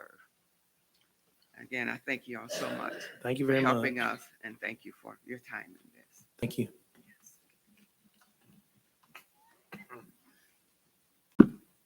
Good morning, everyone. Commissioners. I'm Robert Jones. I'm the Executive Director at Carisso's Florida Crown. And the relationship that I have here with Ms. Brown, what we've been it's been maybe an administrative agency, but what I want to say is one of the things as a small business, Ms. Brown has never had an audit. She's never been required to have an audit. Was up until last year when you're asked that. So there was no one that was actually going in and looking at her books to see if she was doing this exactly as an agency that was receiving, hundreds of thousands of dollars or more maybe from the federal government. But her agency never met a requirement of an audit on the federal or state rules. So that's why she had one. So, but what I'm saying is, this is a good organization. It provides a good service to the community. When these individuals come out and has no one where to stay, if they're on the street, the community will pay. That's one of the things we have to understand. If someone does not have a home or a place that they can call a home and someone to advise and help them get on their feet and make their life journey a little better, then they're going to go back and do some of the things they've always done. This is a small amount that this agency is requesting, but for the community, it's a big amount that this agency does for this community. So I would hope that you would support that. But if not, Ms. Brown will do whatever she can to help this community by providing services for these individuals as they come out of and are incarcerated, out of prison or whatever. So it's up to the community. You can either support an agency that is doing its best, or you can turn your back on an agency and say, hey, let's let them put them on the street. It's up to you. But I disagree with you, Mr. Jones. We're not sitting there telling nobody to put anybody on the street. I just want to get that clear because that's the vibe I just got. And I'm the one that pushed the quote audit or whatever. And us 5 elected officials here, we got a responsibility to the taxpayer. Their dollars must be spent appropriately. We hold the sheriff accountable, every single constitutional officer. But to sit here and and make that gesture that if we don't fund it, you're throwing it back on the street. Well, let me finish. Because that really kind of struck a nerve with me. That ain't gonna work. I worked in the prison system. My father spent 30 some odd years in the prison system with some of the worst animals that there are and some of the finest people there ever was. As I told you 3 years ago, I know a gentleman personally, just like that young man right there. That's a success story out of that. What I'm telling you, I haven't heard no efforts whatsoever. And I've talked to more organizations around the state of Florida, in North Central Florida, as what this young lady does. Nobody has taken the stand. I ain't seen nobody over there in Tallahassee on legislative day raising Cain with our state representatives, what have you. Why aren't you funding this? Tallahassee cut it for a reason. You know it, I know it, and now everybody in this room knows it. So don't sit here and say that the Board of County Commissioners is going to throw people back out on the street, because I got news for you. If a man or woman leaves an incarcerated facility and they got their head straight, they can come out here and make it. Because the church that this young man's right here, I know for a fact they got a place that they'll intake these people. But I take real bad offense, and there's nothing you can do to convince me I am not going to support this. But Board of County Commissioners ain't throwing nobody out on the street. Well, I Daddy apologize. said you I create your apologize for that. problem, you live with it. I apologize for that statement, but what I'm saying is that this organization do provide a service that is needed in the community, and we hope that you would support it. Thank you, sir. Thank you very much.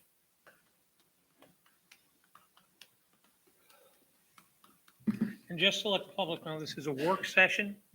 Board takes no votes at a work session. Next week, when we have the special meeting, then we can take votes. But this is just a work session to get information to the board for their consideration. I know I see 2 other people in the audience. David, remember when this came up last year, that I made the motion, it was approved that anyone except money from the Board of County Commissioners, before they will be funded in this year's budget or receive the money from this year's budget, they will present an audit to this board. I want you to remember that, okay? That's right. And I'm glad you did that, Ron, because it is what it is. But I'm hearing the auditor say that first of all, they don't disagree with what he's saying, and that bothers me a little bit. I'd like to talk to him a little more about it and see, Go ahead. I'm done. The next one on your list is the Health Department. I don't know if Tom has anything he wants to say or not. And then we have the Chamber after the Health Department.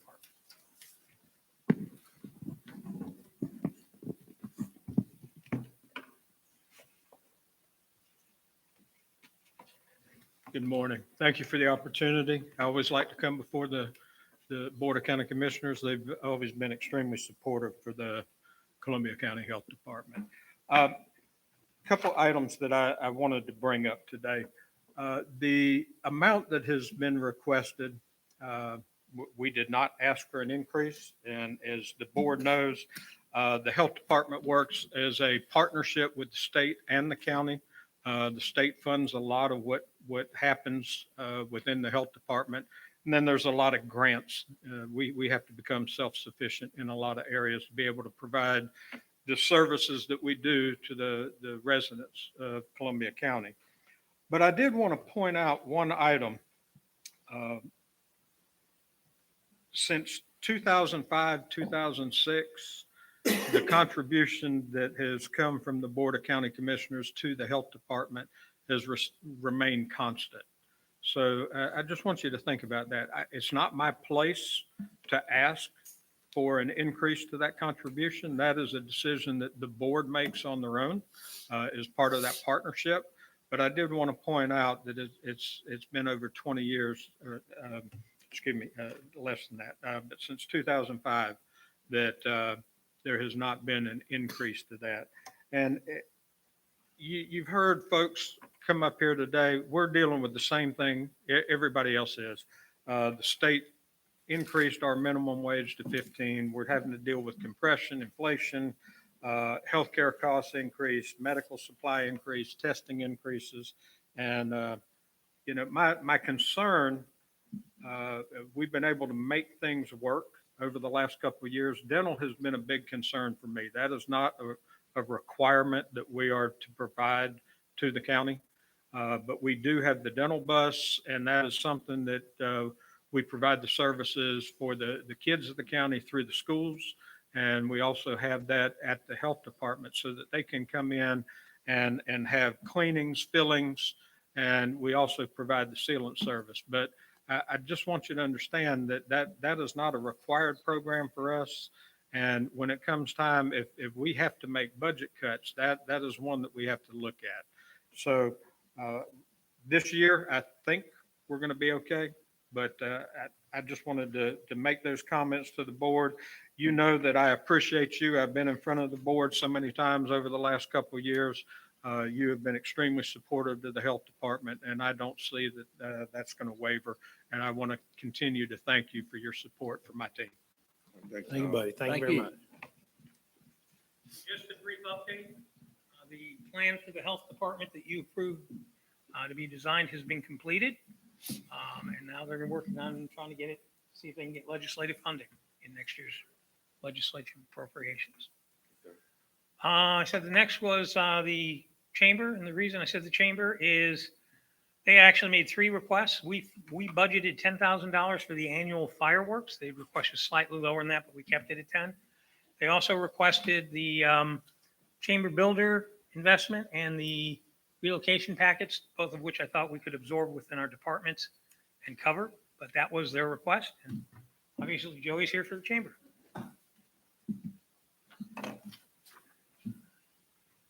Good morning, commissioners.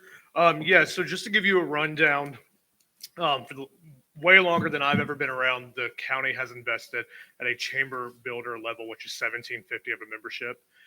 So that's pretty standard. We are asking for an increase in fireworks supports. We've seen a 33% increase in fireworks cost. Last year, we had to scale back the caliber of the fireworks show to just make sure it was even going to happen. A lot of people say, why is it so high, the cost? Two-part answer. One, we produce a professional show. If you've ever been at the fairgrounds when they're unloaded, they come in on a semi-trailer in massive crates. And 2, quite frankly, it's because we get our fireworks from China. They're coming overseas and the costs have drastically increased. In the 3 years that I've been involved with the organization, they continue to increase. I can tell you this year, our show was $21,500. To have that exact same show next year, we've already been told it'll be $28,500. So our costs are becoming much, much higher, not just with fireworks, but with insurance and other related expenses. So that is the explanation of an increase in the cost of fireworks. Second, quite frankly, since COVID, we have been bombarded with relocation requests. At this point, every time we see a phone number come up on the caller ID that's not 904 386 or 352, we know why they're calling. So we send relocation packets. We've done them as far as overseas at this point. People who are looking to move to Columbia County, asking for resources and information. We spend about $10 in postage every time we do that. We're averaging probably 10 to 12 a month. And it's becoming a cost that we can't really cover in our very limited budget. So we're asking for you guys to help us out on that request.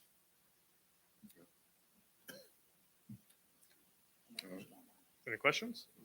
Thank you. Thank you. Thank you, buddy. Again, this is just for information. We can make decisions next week. Is there any other not-for-profit outside agency here that wishes to speak? The other odd thing you'll notice on the list is Current Problems is on there twice because we pay them $20,000 through a couple different, part of it's paid through Clint's budget. I think that part comes from the TDC, and part of it's paid, as you can see, in an outside agency. I don't have a report on what their status is or how they've been doing, but I'll try and get you some answers on that as well. But we did pay them agreed to pay them $20,000 this year. Any questions? But that's why you see them twice on the list, because they're paid for out of two sections of the budget. Okay, so the total payout, you're saying is 20? Yes.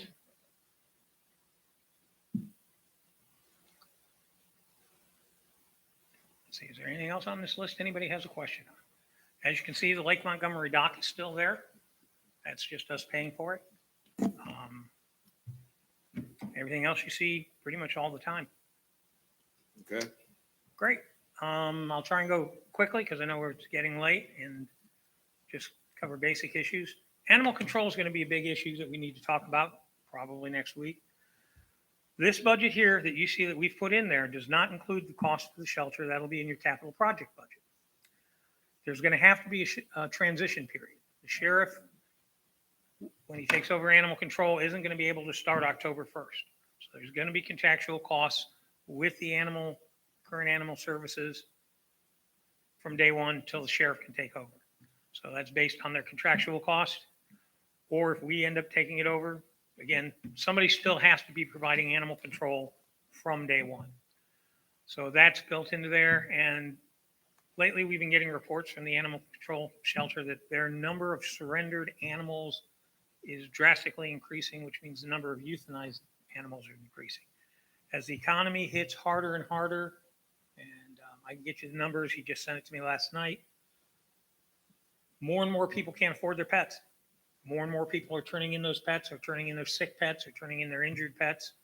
And a lot of those animals can't be rehomed because they're just injured or too sick and need euthanasia. So those costs are skyrocketing. So all those things are impacting them. So what we came up with is the salary number was the number that the sheriff came up with for his department to run animal control. The contracted services is the amount that we would be paying the Humane Society for the interim period and maybe longer. There is some question of how much you want to pay for animal services long-term, continuing forward.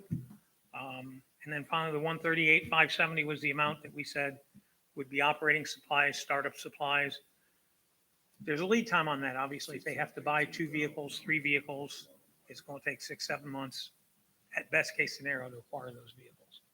So this year, animal control is going to be over $1 million from our current budget of $478,000. So at least that's what we budgeted for it, trying to account for all of the possibilities in the interim.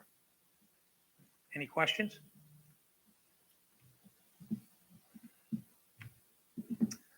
On the fire assessment, we talked about this before. For the past 5 years, we've held the fire assessment the same as what it was set at originally in 2017.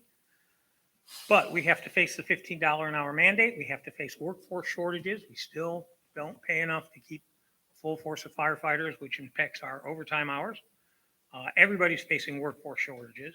We had COVID, and of course, inflationary costs in vehicles and equipment and gas and fuel and oil. So all that is saying the rates we adopted 5 years ago won't come close to covering the cost of operating a fire department currently.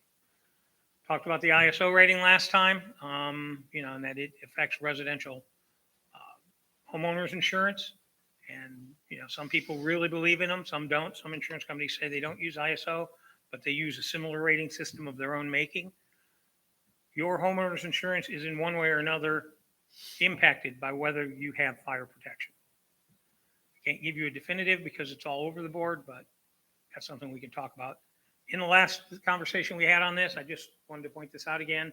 Part of the reason for the increase, beyond just all the normal costs of salaries and inflation and everything else, is in 2017, we could charge vacant agricultural land.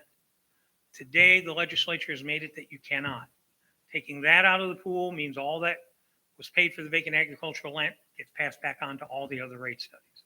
So long and story short, without going into great detail, because we've talked about it before, the tentative budget for the fire department right now, as you can see, is at 8.19 million. The initial study that we did, we said the fire department cost was 8.3 million. And that would have generated a rate that was $80.92 on a residential home, more than what they're currently paying per year. We ran the numbers at about $45 instead of 80. And as you can see in the column revised calculated rates, the difference, the last column, at $45, the rate would be $264.98. It would generate $7,347,247 in revenues, which of course then you have your exemptions and things to take out of that as well. So as the board moves forward considering a fire assessment, that gives you an idea of if you pick an assessment, you can't go any higher than the $80 increase. But if you go somewhere in the middle, it shows you about how much money you would do, and then we would adjust the fire department budget accordingly or adjust other revenues accordingly. Any questions on the fire assessment?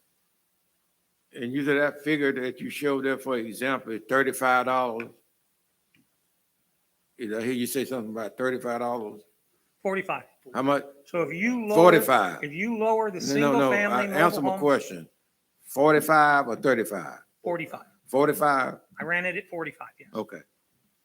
And I was looking at somewhere in the range between 45, $50 increase. And I'm still concerned this does not do anything to address the fire need for the north end of the county. It does not. And I'm tired of being left behind. I'm sort of like Rocky is right now. I'm tired of taking the bits, and my people on the north end of the county suffering, but they haven't paid fire assessment anyway. Right. This address the department as it is today. Does not include any expansion or anything like that. And I would never advocate closing fire departments in this county. But when I hear people mad about the $80 rate, I think about everything in this state has gone up 30% the last 5 years. Yeah. And I understand that this is $80 and it's $80 more than they've been paying, but you know, there's two options. There's find the money from some other, short somebody else, or find the money and have the level of service we have now, which like Mr. Williams is saying, ain't really that good for Fort White and the north part of town. So, and I saw somebody on Facebook talking about hard to get, you know, it's a lot of time before they get somebody. So when I hear, and I've talked to several of my constituents and explained it to them, and in the end, they go, well, now I kind of, because they don't realize, they think this is an $80 increase from last year. It's not. It's for 5 years. 5 years ago, I was paying $7 for a double Whopper with cheese. I'm paying $15 now. I mean, you know, I'm just trying to, everything has gone up, you know, and everything's more expensive. Gas, the $15 an hour, everything you're pointing out. And I'm surely not a person that wants to ever raise taxes. I guarantee you that. But when something costs a certain amount, it costs a certain amount. And if we short it this year, it's going to be at some point you have to pay for fire service. And if we said, okay, we're just going to cut fire services, we're going to, Jeff, whatever gets the least amount of calls, I would like you to come up and tell us what that would cost the individuals that live in those areas, what the prospectus on what insurance companies will do. Because I promise you, if we took a fire department out because we can't afford it, it's going to be a bad deal for the people that live around it. If Jeff can iterate that to us. And the majority of departments are staffed with only 2 people per shift. And so there's not a lot you can do in terms of reducing staffage without reallocating people. That's right. And the other thing is, we don't have the highest paid firemen in the 5 counties around us. You know, it's not like we're doing this to waste money. It's just trying to make sure we have the fire department that we have today. Well, let me address that a little bit first before I go into the insurance stuff. Part of our costs, you know, is that I keep hearing about some of the stuff is overtime and all. Well, part of our overtime costs is because for over a year now, we've not been fully staffed. You know, we've been at least 2 or 3 short all the time, and we're still at that right now. So that is costing. Now, I've heard that it be mentioned, not personally to me, but you know, there's some that had mentioned, well, why not close down a station for a day or brown out a station for a day? I would never do that. I can't in good conscience do that. You know, I can't look out here at the people that live in Columbia County and say, okay, which ones of these people in this county don't deserve this today? You know, who in this county does not deserve the protection that they're getting, you know, on a regular basis, what you've become used to getting now. And I couldn't do that. I couldn't. Now, you also mentioned about shutting down or if you had to shut down a station, what And believe me station now, would it be? I'm not saying No, I no, want to do I'm that. not- I'm just I'm saying not. I want to Yes. know what would happen if you did that Right. to the people that live in that area. Right. Well, the people in that area, Actually, one on the north end of the county, they can tell you. well, I'll go with Mr. Ron saying for a second. You know, up there in the north end of the county, there's only one fire station up there that serves that area. That's 100% true. Now, it is one of the ones with the least amount of calls, but in no way, shape, or form would I ever even think about cutting down on that station, because what people don't realize is the fire department does a lot more than just run the fire calls. You know, up there on the north end of that county to help out the citizens up there and all, there is no ambulance up there. The closest one is below Highway 9. Our fire station up there runs an ALS engine, which is an advanced life support engine. So not only do they go to fires and all, they go to medical calls. You know, we can put those people there 8, 10 minutes, 12 minutes before an ambulance gets there with all the medical equipment, the drugs, the know-how is the same as on an ambulance, except they just don't tote them to the hospital. So they're able to get there and start the medical care and all that is needed. You know, if I wish Mr. Commissioner Witt was here, because he could attest to a little bit more about how minutes can make a difference between life and death for people, and minutes, even if you are not saying death, minutes can make a big difference in quality of life, you know, and getting medical care to you. Now, I'll go ahead to what you were talking about there with what all else it would cause, you know, with insurance premiums and stuff like that.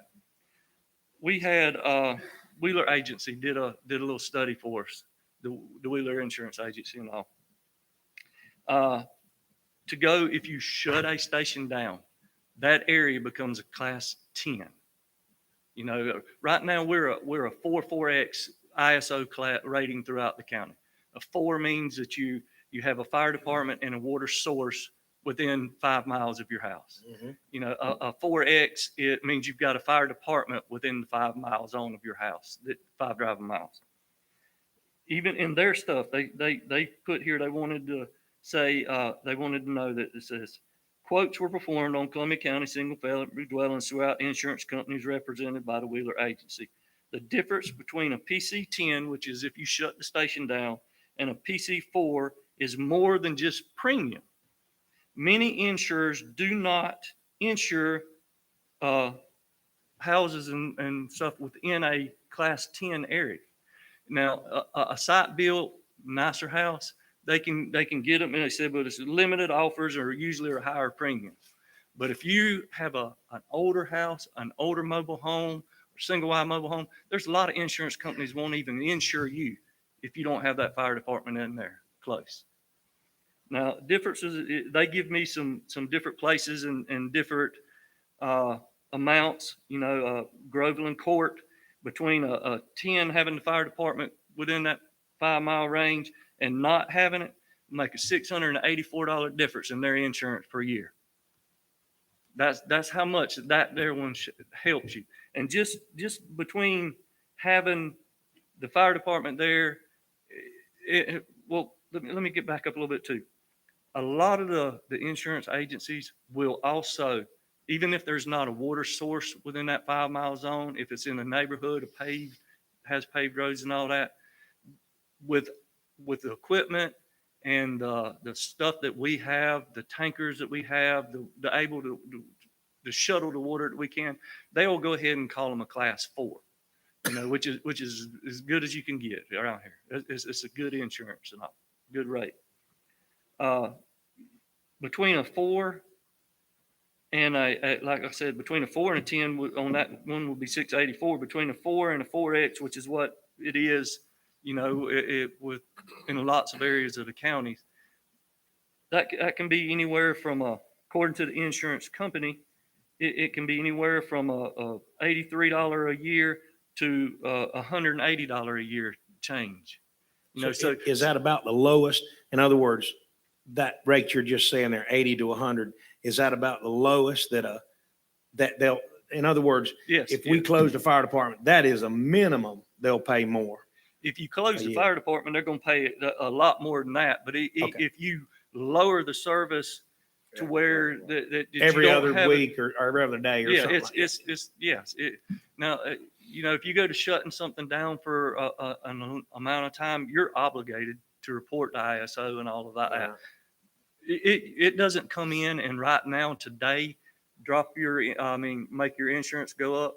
But when you go to renew it that next time, and they look at the insurance company looks at the stuff and decides how much they're going to charge you, it'll make a big difference. Now, I know that there was some that thought that, well, there's not a lot of insurance companies even use ISO. Well, we reached out to a lot of the agencies around here.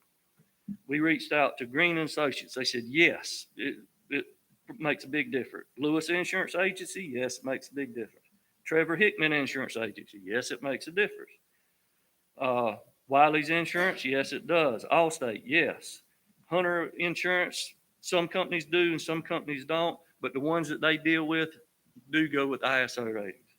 Farmers Insurance, definitely yes. Farm Bureau, absolutely yes. They all go into this. Now, the one that is bigger in this area that does not really use ISO is State Farm. But State Farm uses a formula of their own, which is about the same information that you would get from ISO. They still will send us requests wanting to know what's the closest station, how many personnel, what kind of equipment we can put on scene, and what kind of time we can have them there. So all of that makes a difference in all of this. The fire department has done a lot to try to save money over the years and all.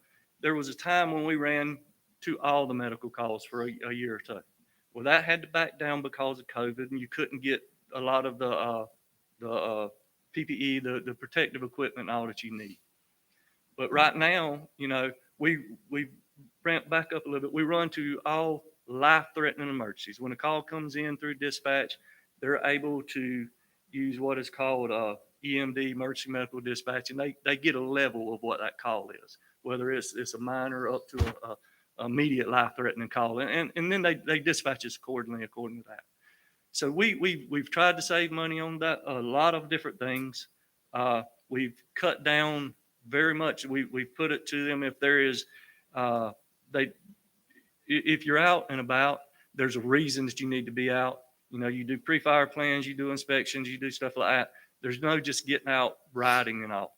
Used to we would encourage the ones at the different stations, hey, for an hour or so a day, get out and ride around in your area so you know all the roads. You know where the people live. You know all the little ins and outs and the dead ends and all, so it makes it easier to get to people. Well, we've had to even cut back on some of that because we're trying to save on fuel and stuff like that. We put in for grants. We do a lot of that stuff. We were able to get a grant here just in the last few months for another set of extrication equipment, $32,000 some.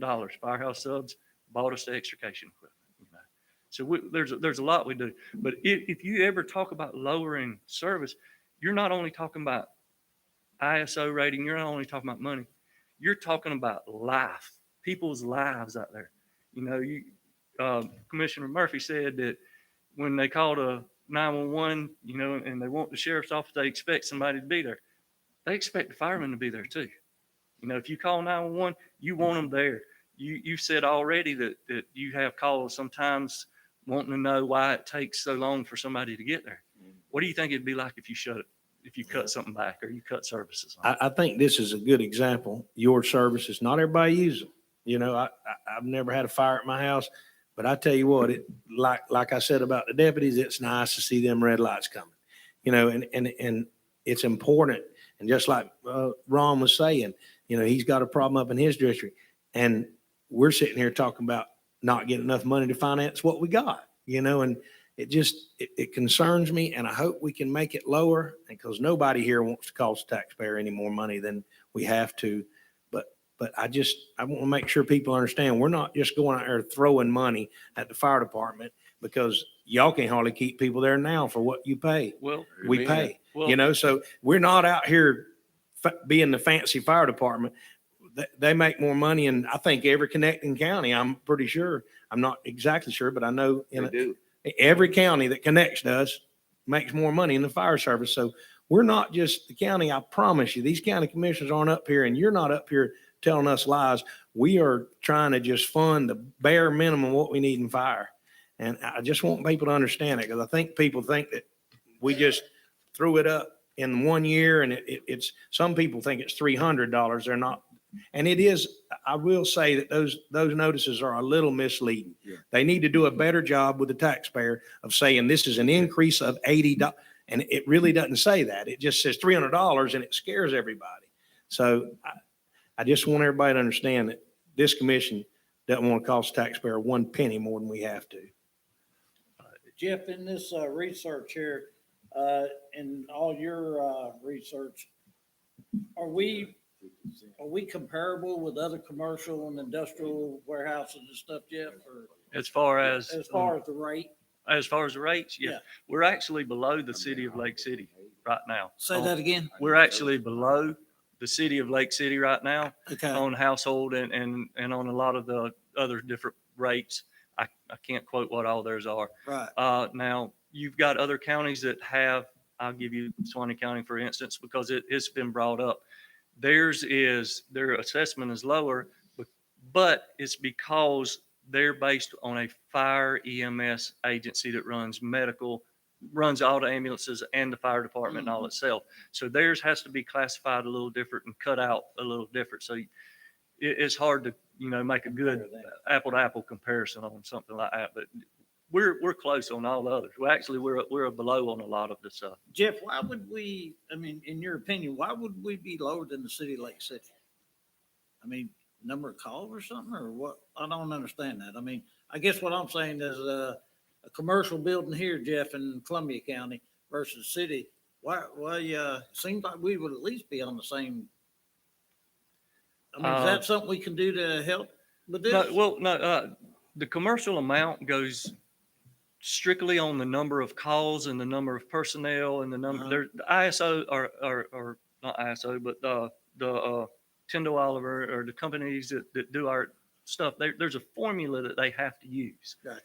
And that formula is what sets out the rates, and the rates and all part of that stuff is according to how many calls you go to that kind of a business, whether it's a commercial or industrial or a warehouse, or it goes to how many calls you go to, something like that, how many trucks or pieces of equipment it takes to handle those calls, the number of hours or time that is on scene, the number of personnel that you put on scene. Now, I want y'all to, you talk about city and all too. Columbia County Fire Rescue runs to every fire in this county. That's including in the city of Lake City. We go to all of it. We're not just limited to the county outside of the city itself. Now, we don't run the medical calls in there because they do that and all that. But we have an automatic aid agreement with them. If they get a call for a fire, we get that call and we go with them. Do they come to our fires? They will within that 5 mile zone from their main station, 5 mile zone only. So they don't run out. They won't run down to Fort White. They don't run up, north of town. It's that 5 mile zone only around their station. Now, Jeff, Yes, sir. Yes, sir. when they complete the new station, is that going to kind of move it farther north and south? Or? That's something that would have to be renegotiated. At this time, they're not, they haven't expressed that they would want to do that. in other words. See, that was what I was sitting here thinking. I mean, they're fixing to build, or they're in the process of building a new fire department on West 90. Mhm. We have a fire department on Lake Jeffrey, and we have a fire department on Pine Mountain. Yes. Both of those fire departments are what, 2 miles, 3 miles from In that that, fire department? in that range, yes, sir. So I guess my question is, there's gonna be 3 fire departments within a 5-mile radius then. Is that necessary? I can't, well, let me back all of this up. The one on Pine Mount Road, it can come into that area and cover where the city's new station is also. But it runs all the way, Pine Mount, its zone runs way out beyond in east and west and south of what the city station could ever cover.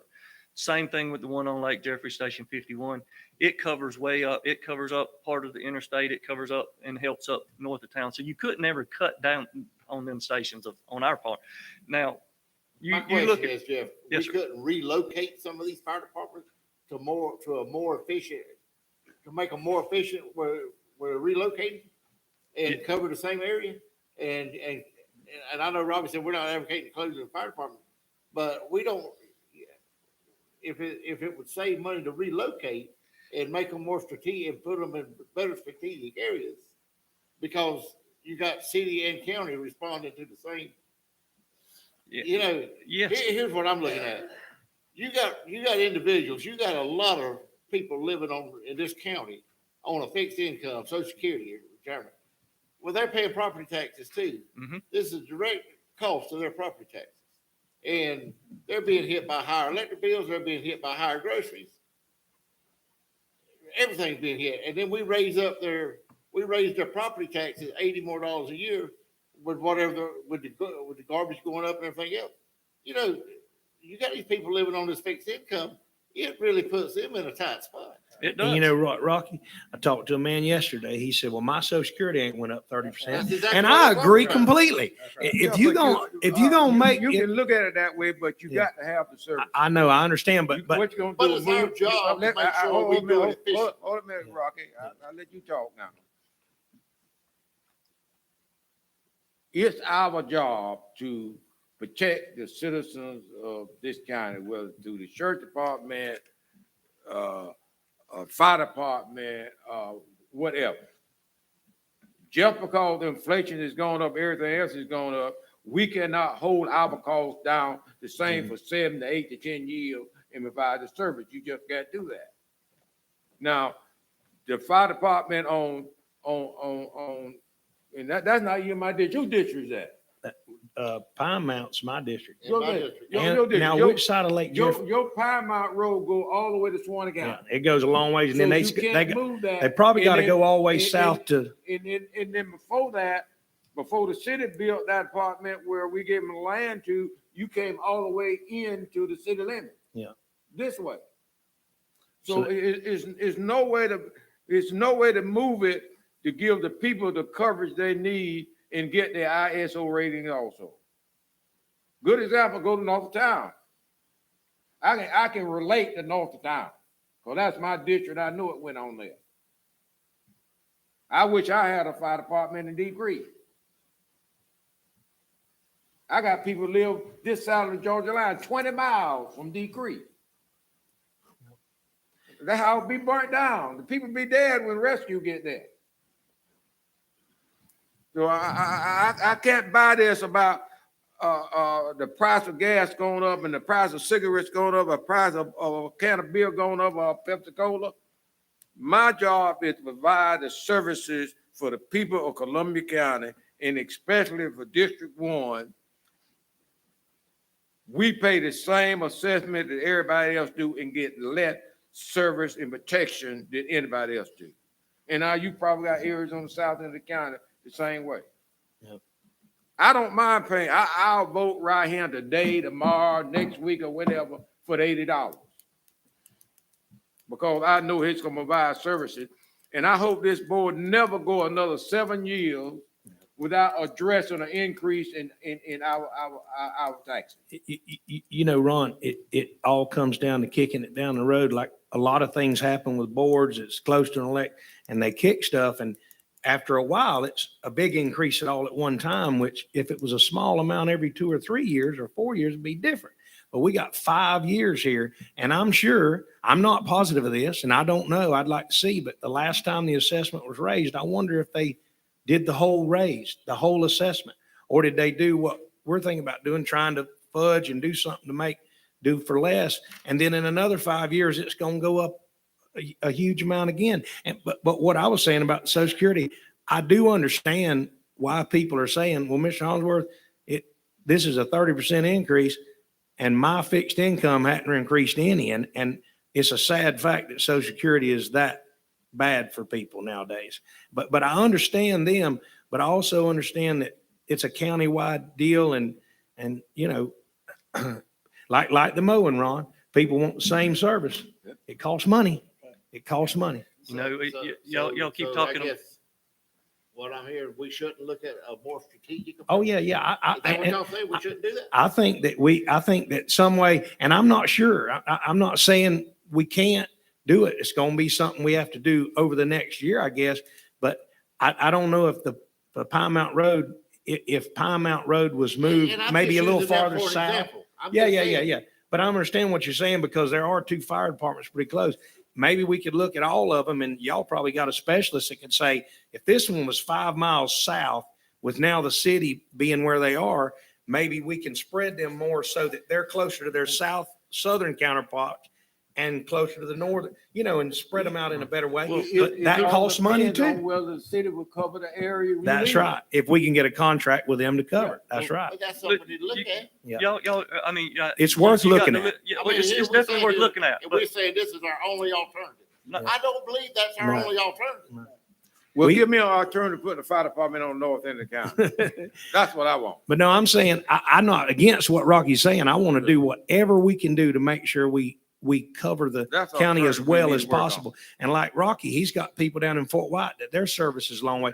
Maybe if Pine Mountain, I don't know anything about this, you know, about fire placement of fire station. But if you've had that fire station a little farther south, you know, toward the county, maybe, just maybe they could cover things that the fire department and down south couldn't, you know. Rocky's got a point. It's worth looking at. I didn't say it wasn't worth looking at, Yeah. but when we start looking, I want the north end looked at too. Right. Well, everything. That's all I'm saying. The spread of everything, where all the fire departments are. You know, And we could maybe cut down, then you cut down on gas a little bit, you cut down on other costs. But you're not gonna do it by keeping the rates the same Right. year in and year out. I know that. no, when you go to Can't do it. talking about Yeah, moving here- and relocating fire departments, you know, yeah, they're where they're at right now. A lot of them is because that's where the volunteer That's where station was when they that was started. Pine Mountain. Pine Mountain was volunteer. Now, to relocate, yeah, there's probably some that could be relocated that would help. But to relocate a fire station, you're talking about another building. That's right. So there is a lot of increased costs. We're doing that. Now, I'm not opposed to adding and doing. Let me Lord knows, repeat I'd some of love the to. stuff that's been said to me over the last, I'm just throwing this out there. I ain't saying it's wrong, or right? Number one, why do we have kitchens in fire departments? Why do we spend all the expense on having kitchens? The trucks drive every time you pass a restaurant, there's a restaurant or a grocery store. Number two is why can't fire trucks last as long as an airplane? We got flights flying every day that's planes flying every day that's 20, 30 years old. We act like we can't drive a fire truck over 10 years. You know, I've had a lot of stuff brought to my attention over the last 3 weeks. Because believe me, I went to church Sunday morning. I had 3 people waiting for me at the church door to give me a fit about this fire assessment. I mean, you know. I understand and it, they all and I bring up agree with a valid lot of questions it. and points Yes, sir. that I can't answer. Okay, I But- agree with a lot of it. Let me answer a little bit of that for you. All right. You see a fire, people's conception of what they see is not always what's going on. Like I said, you do pre-fire plans, you do inspections, you do all that. That's a lot of the reason these trucks are at these different businesses. Yes, you do have some that go out and eat and all, but they don't go out and eat 3 meals a day because they're there 24 hours. They usually cook a couple meals at their station. They may go out and get another one, or they may go to the grocery store to go get groceries to cook in that station and all. Now you ask, So the easiest answer is all of our fire stations, as was mentioned before by the commissioner, are the old volunteer stations. Or the ones that we built, like the 3 new ones, we brought in mobile homes, which had kitchens already in them. So we've never really built a fire station to add a kitchen. They just happen to be part of it. And this is all stuff we can get into and have a master plan. We can have our GIS department produce a map countywide of where all the stations are and their 5-mile circumference, and we can look at it. But we have the stations we have where we have them because of tradition. Yep. It's where the land was, or it's where the station was before we took it over. We've only been in the business since 2006. And so we didn't sit on a map in 2006 and say, this is where fire stations should ideally be located. So you're right, they may not be in the right places. As Kevin pointed out, there's costs associated to that. If we decide to relocate a station, we've got to purchase land, build a building, everything else. But that's definitely something, if the board wants to, we can produce the maps. And I'll have a workstation just for that. And I want to say something, Jeff, you hadn't pointed out yet, and I'm sure you were on your way to it. I've had the same question. Somebody said, well, why do they drive a fire truck to eat dinner? Why do they drive a fire truck to do the inspections? Why can't they drive? Because you're not ready when a fire happens and you're at lunch. And I get that. And I didn't even think to tell some of the folks that asked me that. It's just like a police officer. Is he going to leave his deputy's car at the station so he can run down, and get lunch? He's not. He's going to stay in his car because there might be a call or something. So You're y'all subject can't to a jump call. in your personal car and run to get lunch because You're subject to a call you need to be in 24 that hours fire a day, truck. 7 days a week. I With think, your truck because you were I responsible. think everybody understands the fireman's got to be with the fire. Well, truck. I don't know. I don't know, Rocky, And- because I've had a bunch of people ask me that. Why do they drive to lunch I don't in a know. big old I'm fire not truck thinking that that. costs so much to run? And I didn't even think about it, but that's why is they need to be ready to go to a fire. Well, I like this one. Well, why you want to give them a raise? All they do is sit around all day. Well, what you want to do? You want them to go home, and when the fire, you get a call, go to the fire department and go put the fire out. Yeah. The people just don't think with some of the things they accuse the government of doing. Jeff, how's your volunteer program? I talked to a gentleman a couple weeks ago at the fairgrounds, and he said it's really coming It's along. it's picked up a little bit again because we, in the last few years since I've been chief, I've put a lot back into it. We've talked with a lot of the older volunteers that used to volunteer a lot, and have got some of them to come back and help mentor ones.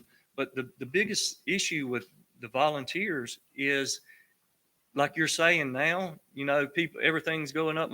These people have to work. A lot of them have to work a second job or a second part-time job or do that. They don't have the time to volunteer anymore. And the state had changed the requirements from used to when I was a volunteer, because that's the way I started as a volunteer in Fort White. It was 40 hours and man, you were a volunteer, you could go do your thing and that was it. Now it's not. You're talking 200 and something hours of training. You're talking training every year to keep up with stuff. It's not.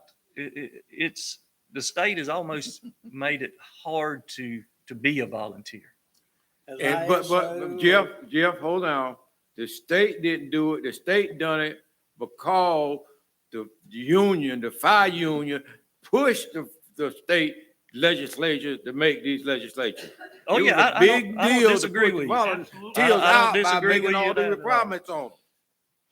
I don't. Now, I'm that not comes from the disagreeing. union. Yes, sir. I don't disagree with that. But any way you look at it, the laws changed, and that made a big difference. The statutes and the what governs the fire departments and what governs volunteers and what all the Here we standards are, a are. rural community, and of course, we get our hands tied, like Rhonda said, from the Miamis and the, Yes, the biggers and what have you, but, I realize it's definitely an uphill battle. But we do have now. We do have some volunteers. We've probably got about 20 volunteers, and out of that, maybe 15 of them are really active. That come and do a lot. Now I'm not sure which one you talked to the other day, but we do have some very very good volunteers that come up and do. But like I said, they work also. All of them have full-time jobs, so they're not available all day every day. You know, And, you know, at best, usually they're available in the evenings or nights. And then if you've got family and you're out and you're doing things, they still can't. So if we get on a structure fire, if we get a couple volunteers show up, we're happy. We're lucky and we're happy to see them there. One of the things that Jeff's been thinking about, because we talk about, usually at breakfast, but we talk about how do we fix the problem with lack of firefighters? And we're trying to think outside the box. We have never been allowed to have, because of our pay structure, firefighter trainees. Basically hire people before they finish their certification with a 2-year commitment that they continue to work with us. That's something, some of the other things that he's looking at in trying to bring people in early and then get them to stay. You know, we've tried to set up different things with the school system and all. We've talked with them a little bit and all about going in and trying to, you know, you can go through EMT and stuff like that as a college credit when you're about to graduate from high school. Let's do the same thing with the fire programs and all, and the EMT. We want to try to do stuff like that. And to say like David was saying here, I spoke really in depth with the chief from Alachua County here yesterday about, and they, even as big as Alachua County are, they still have a lot of these problems. They're over 40 short right now. They're said they just, you know, they put out for hiring and all that. They just have hired 30 people. 20 of those 30 have absolutely not one drop of training for fire or EMS. They're putting them through EMT school first, then they're putting them through fire school. They're paying them as an employee. They're working them what they can work them while they're going to school, and then they're providing that class for them. Stuff like that's what we need to do. That's stuff I've been trying to do and I've been wanting to do because of the way the pay grades, the pay and the different way the county is set up our personnel and stuff like that. We haven't been able to do it, but that's stuff like that. We need that. You know, like I said, we've been short for years now, or over a year now. The last 2 times we put out for applications and all. The time before last, we got absolutely not one application. This last time we put it out, we got 1, and we're hiring her. She'll start at the end of this month. But that still leaves us open spots. Let me ask you something. So I want everybody to hear it publicly. I had somebody call me the other day. So firemen in my county down south made $51,000 a year starting out. I said, buddy, that's not what they make. What does a fireman start out here? I want people to hear this. A fireman in Columbia County today starts at $12.87 an hour. Okay. All right. Everybody that works at any McDonald's or any Burger King and doesn't risk their life makes more than $12. So I want all the taxpayers to know, we are not patting our firemen on the back and throwing them a bunch of cash. That's why we have the shortage we have today. So I want everybody to understand, this is not like I said before, we're not out here making firemen rich. You know, and there is the misconception in the community. I've had several people say, well, they make good money. Okay, well, they start out, I said $12 an hour. What? They couldn't believe it. And it changed their mind about this assessment. They were like, really? And the fact that Live Oak pays more than we do.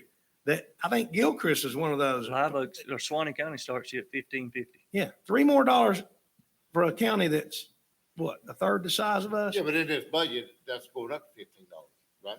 And if you approve this budget, it'll go to 15. It'll go to 15. We'll catch up. So we're coming up. Yeah. What is the annual salary of a $12 hour fireman? What does he make annually? What is his annual income? 30, I don't know. I could make it, hold on, it's 38, I think. 38. But no. 480 a week. No, a fireman works. You gotta.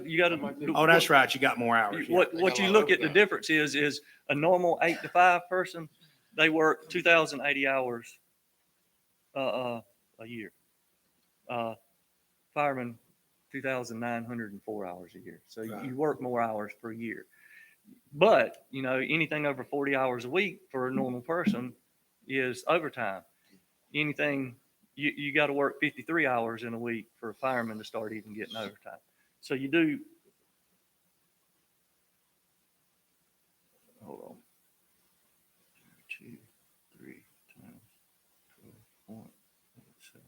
you got? $38,970 a year is what a fireman makes.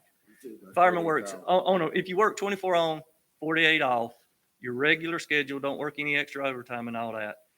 You work 2,666 hours a year at straight time and 238 at built-in overtime.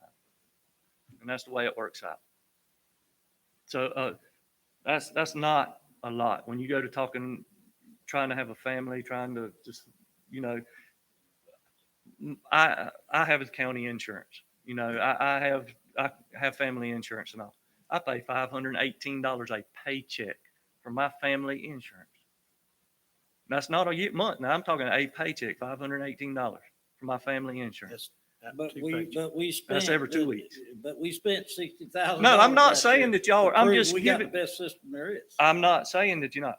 What I'm pointing out is that $38,000 don't go a long ways. That $12.87 an hour, that don't go a long ways. That I'm sure the law enforcement deputies and all of that, they understand that too. They're not a lot above us right now. I mean, there's y'all. I'm flat embarrassed. I am embarrassed from where we are headed. When I got a fireman making $12.80 an hour, and I got a sister working at Burger King making $15 an hour, and all she doing is flipping hamburgers, hot dogs. Never has to That's risk her life. embarrassing. It is. Yes, sir. Yeah, I agree with you.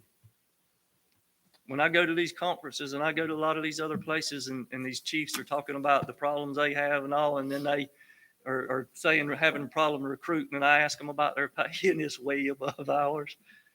And they look at me and just kind of smile.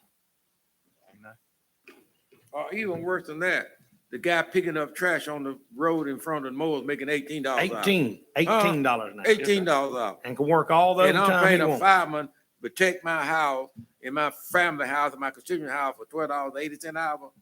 That's embarrassing. I could cry. Not like that. Not only protect your house, but come out to you for medical calls too, to cut you out of vehicles when you're hurt and sick. I mean, you have wrecks and all. We do a lot. Yes, sir. And I hate all that too. But at the end of the day, you got people that's making $120,000 a year getting free college now. And you got elders on fixed income that ain't got a raise. Yeah. That's what you got to keep in mind. You got to We can't control that. We can only control what we can control, and that's the salary of our employees in Columbia County. That's the only thing we can control. What the federal government do, we ain't got a dog in that fight. We can't do nothing with Social Security. We can't do it. Somebody getting free college, and we can't do nothing with getting a stimulus check. That's out of our league. Jeff, do you have anything else? No, I was going to say, I know we're pushing along with this, and it's getting later and all. If there's any questions any of y'all have about anything, please just give me a call. I've got a lot of the research. I've got a lot of the stuff.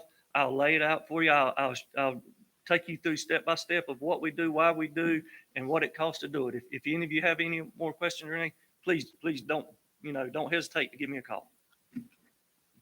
Guys, I'm going to take a 5-minute break, a restroom break for 5 minutes. Is that all right? Real quick. Or are we? I'm kidding. Oh, okay. Is that all right? Just gonna 5-minute make break? Kevin suffer longer. Well, he's getting real old. He has to do it all the time.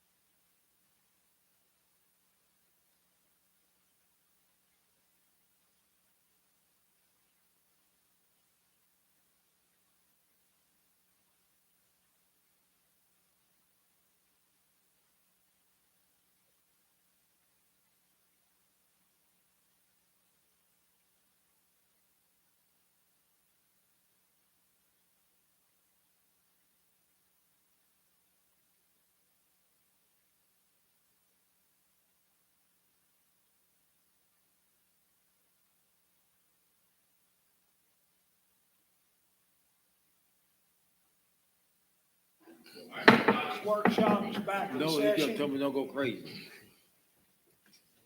All right. Mr. Kirby. Go ahead, Mr. Kirby.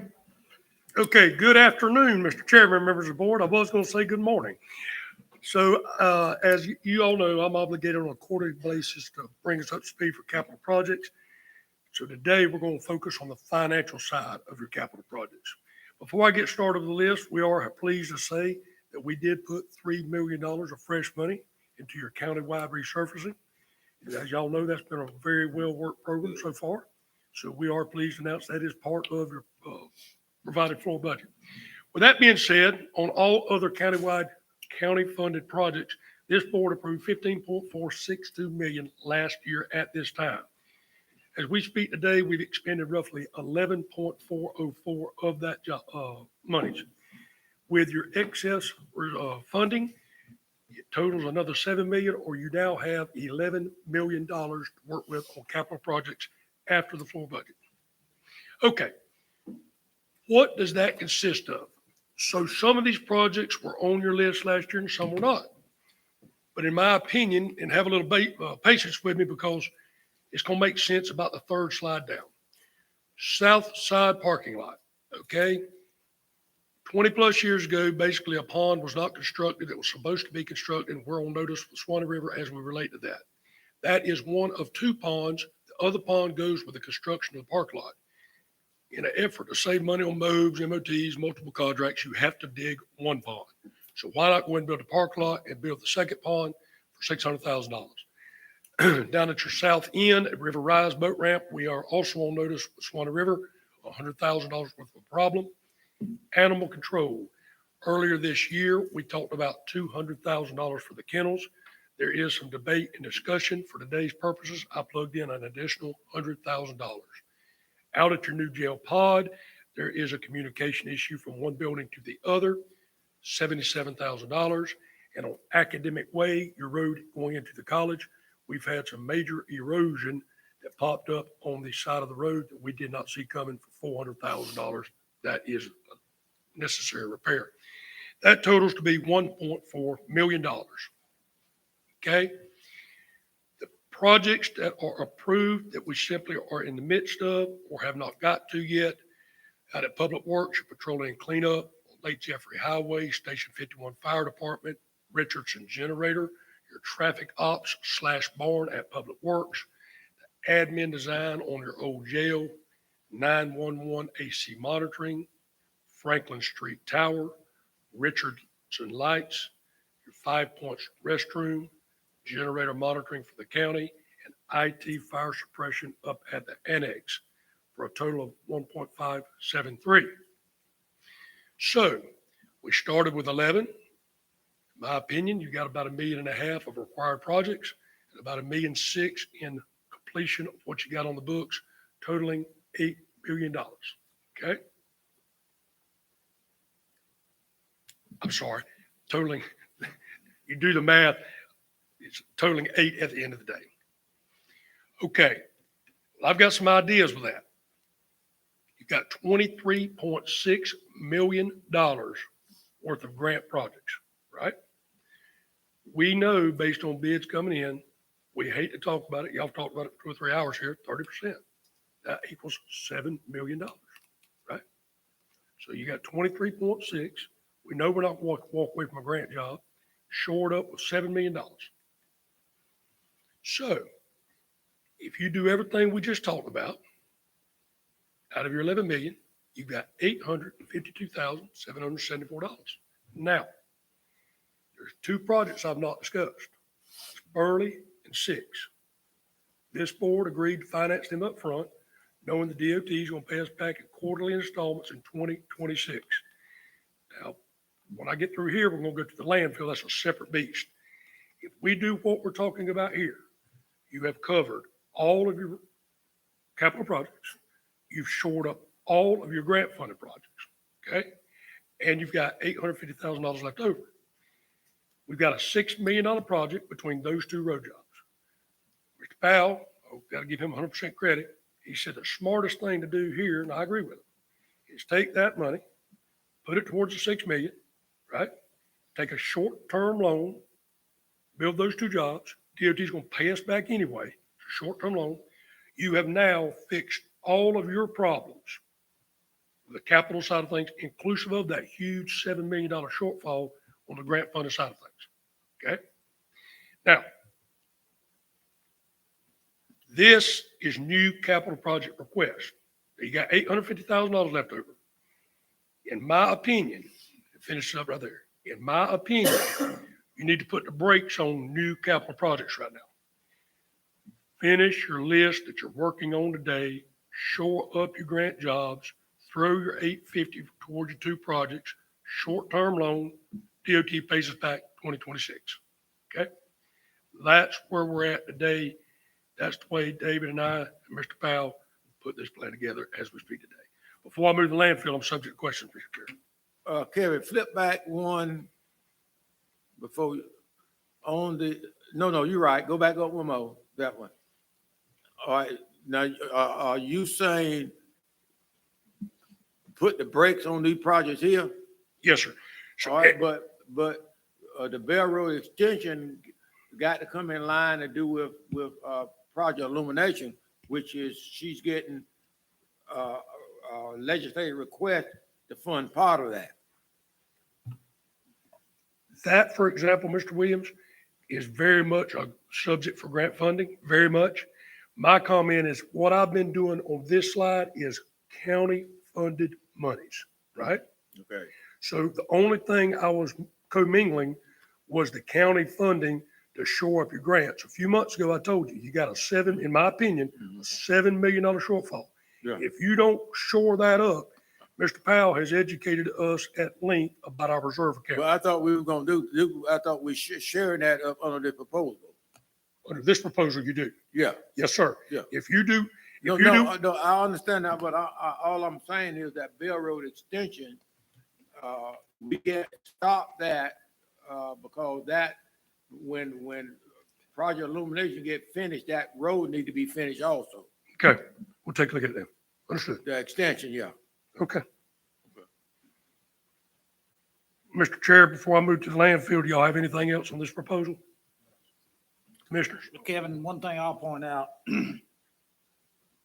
on the Bell Road deal, that'll go for appropriations and we'll hope we're successful there, of course. But, and I know it's a minimal amount on the big scale of things, but knowing that our tourist development operation relies a lot on, what goes on the south side. Of course, we've been working very hard on the parking lot, and that's a great deal. But like on the something as simple as field laser grading, in Clint's world, that's a big deal. Yes, sir. And I just want to point out the fact that, if it comes to a necessary evil, of course, I know the TDC's got monies, that could be appropriated for that. But also, there could be times that we just can't take the hard stand that, because that $40,000, that's a lot of return for Columbia County residents, on the monies that tournaments and what have you contribute, so. Commissioner Murphy. I agree with this, what you've done here. I like it a lot. Commissioner Murphy, to echo that, I do have reservations. For example, we're really in need of putting our TDC sign back up, as you indicated, your field laser gradings. Down on County Road 18, our bridges are starting to fail. There's one more on that back slide right there, your traffic signal at Old Country Club Road. There are 3 or 4 projects that if the money was there, and it might be something that we need to go revisit. And I've thought about this as I was walking up here.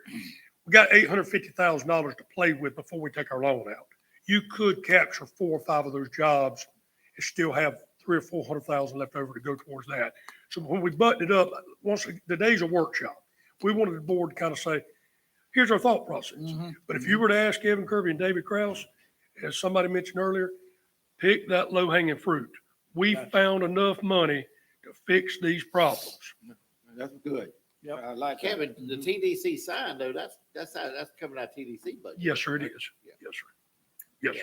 sir. Like I said, this is capital projects. Right. Okay. But in point taken, But once again, Dave and I will get together. We might pick 3 or 4 of those jobs because Phil, you're exactly right, Commissioner Murphy. That field lays, that's important.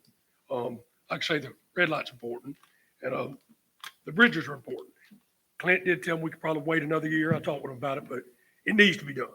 But at the end of the day, I'm strongly recommending we take this path to solve our problems. And Kevin, what I like about this proposal, under the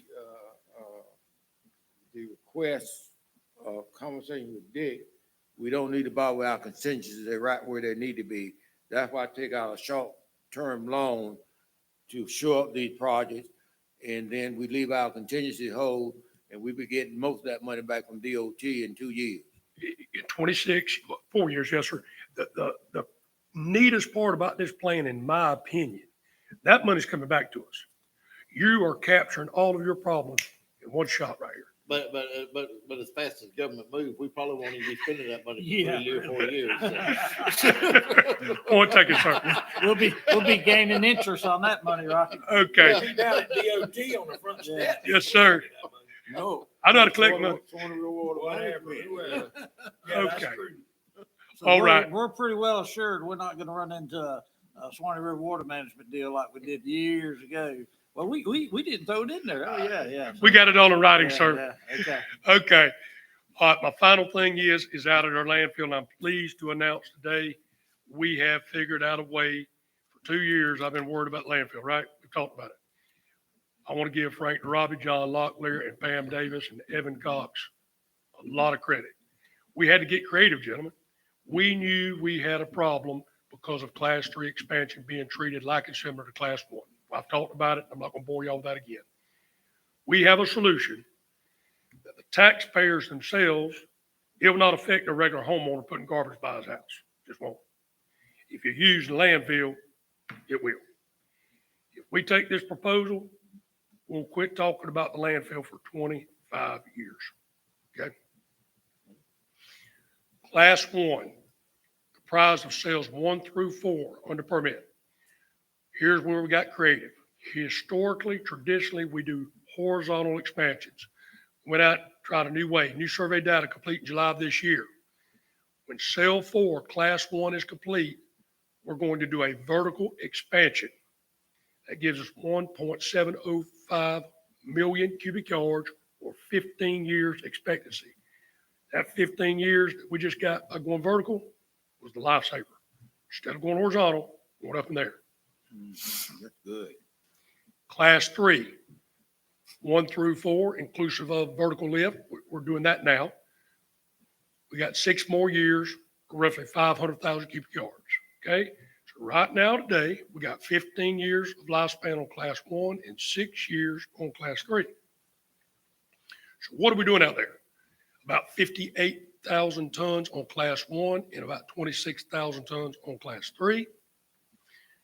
It takes about $3.8 million in, and we're spending, what does it cost to run it? About $3 million. So we have an enterprise fund of a positive of $769 annually. That's your average. That's an important number to remember. What is it going to cost to expand class 3 in 6 years? $6.75 million. We currently have 5.6 in the kitty with a balance of 1.154. That's going to give you 10 new acres, 1.4 million cubic yards with a 17-year lifespan. We got 6 years now, 17 there, roughly 25 years on class 3. We're going to put the class 3 due west of old class 1, 2, and 3 cells. So, Mr. Williams, that is south of where we're operating cell 4 today and due west of. That's actually half of the red line area. I won't be worried about it 25 years now, but somebody will capture that other half. Cell 1, class 1, cell 5. This is your final cell going north on the class 1 side of things. We're out of room going north. So 15 years with your vertical lift, and that's going to cost you $10 million. Okay? It's a big number.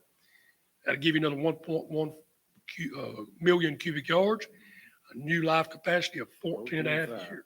Okay? So we're looking at 30 years down the road before we go horizontal or vertical. And hopefully at that time, you can go vertical again. Once again, you're in cell 4, due north is cell 5, class 1. That will be your final cell for that footprint. So let's talk about how we get there.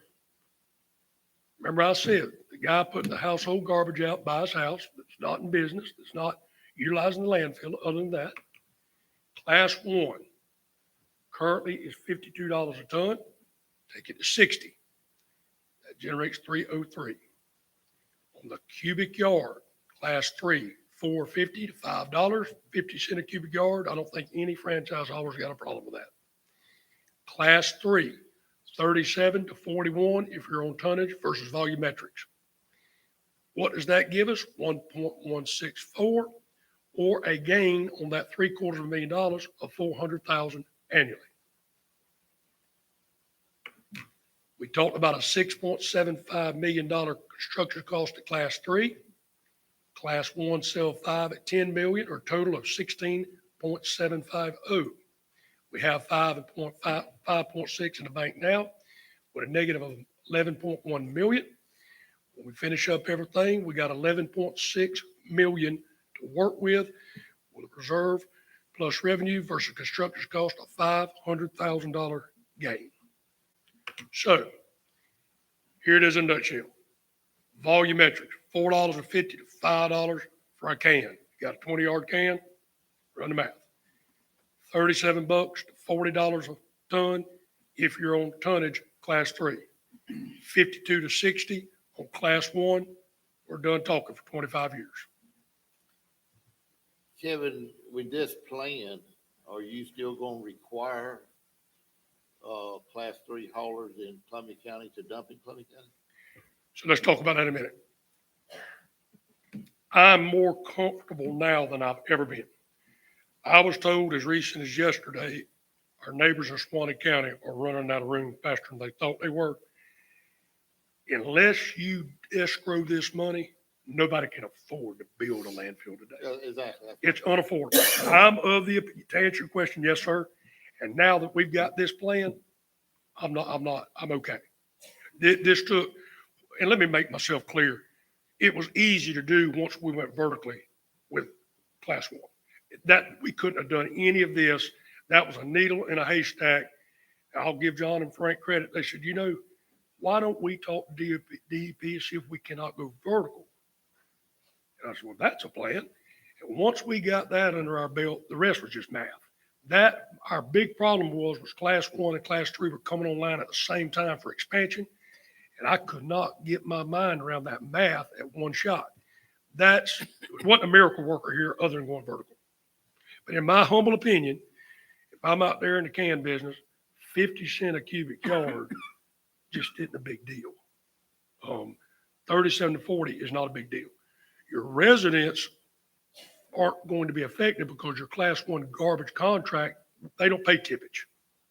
This, in my opinion, and Mr. Powell really helped me through this, we don't ever want to mix up a taxpayer paying for commercial business. That's not fair to a taxpayer.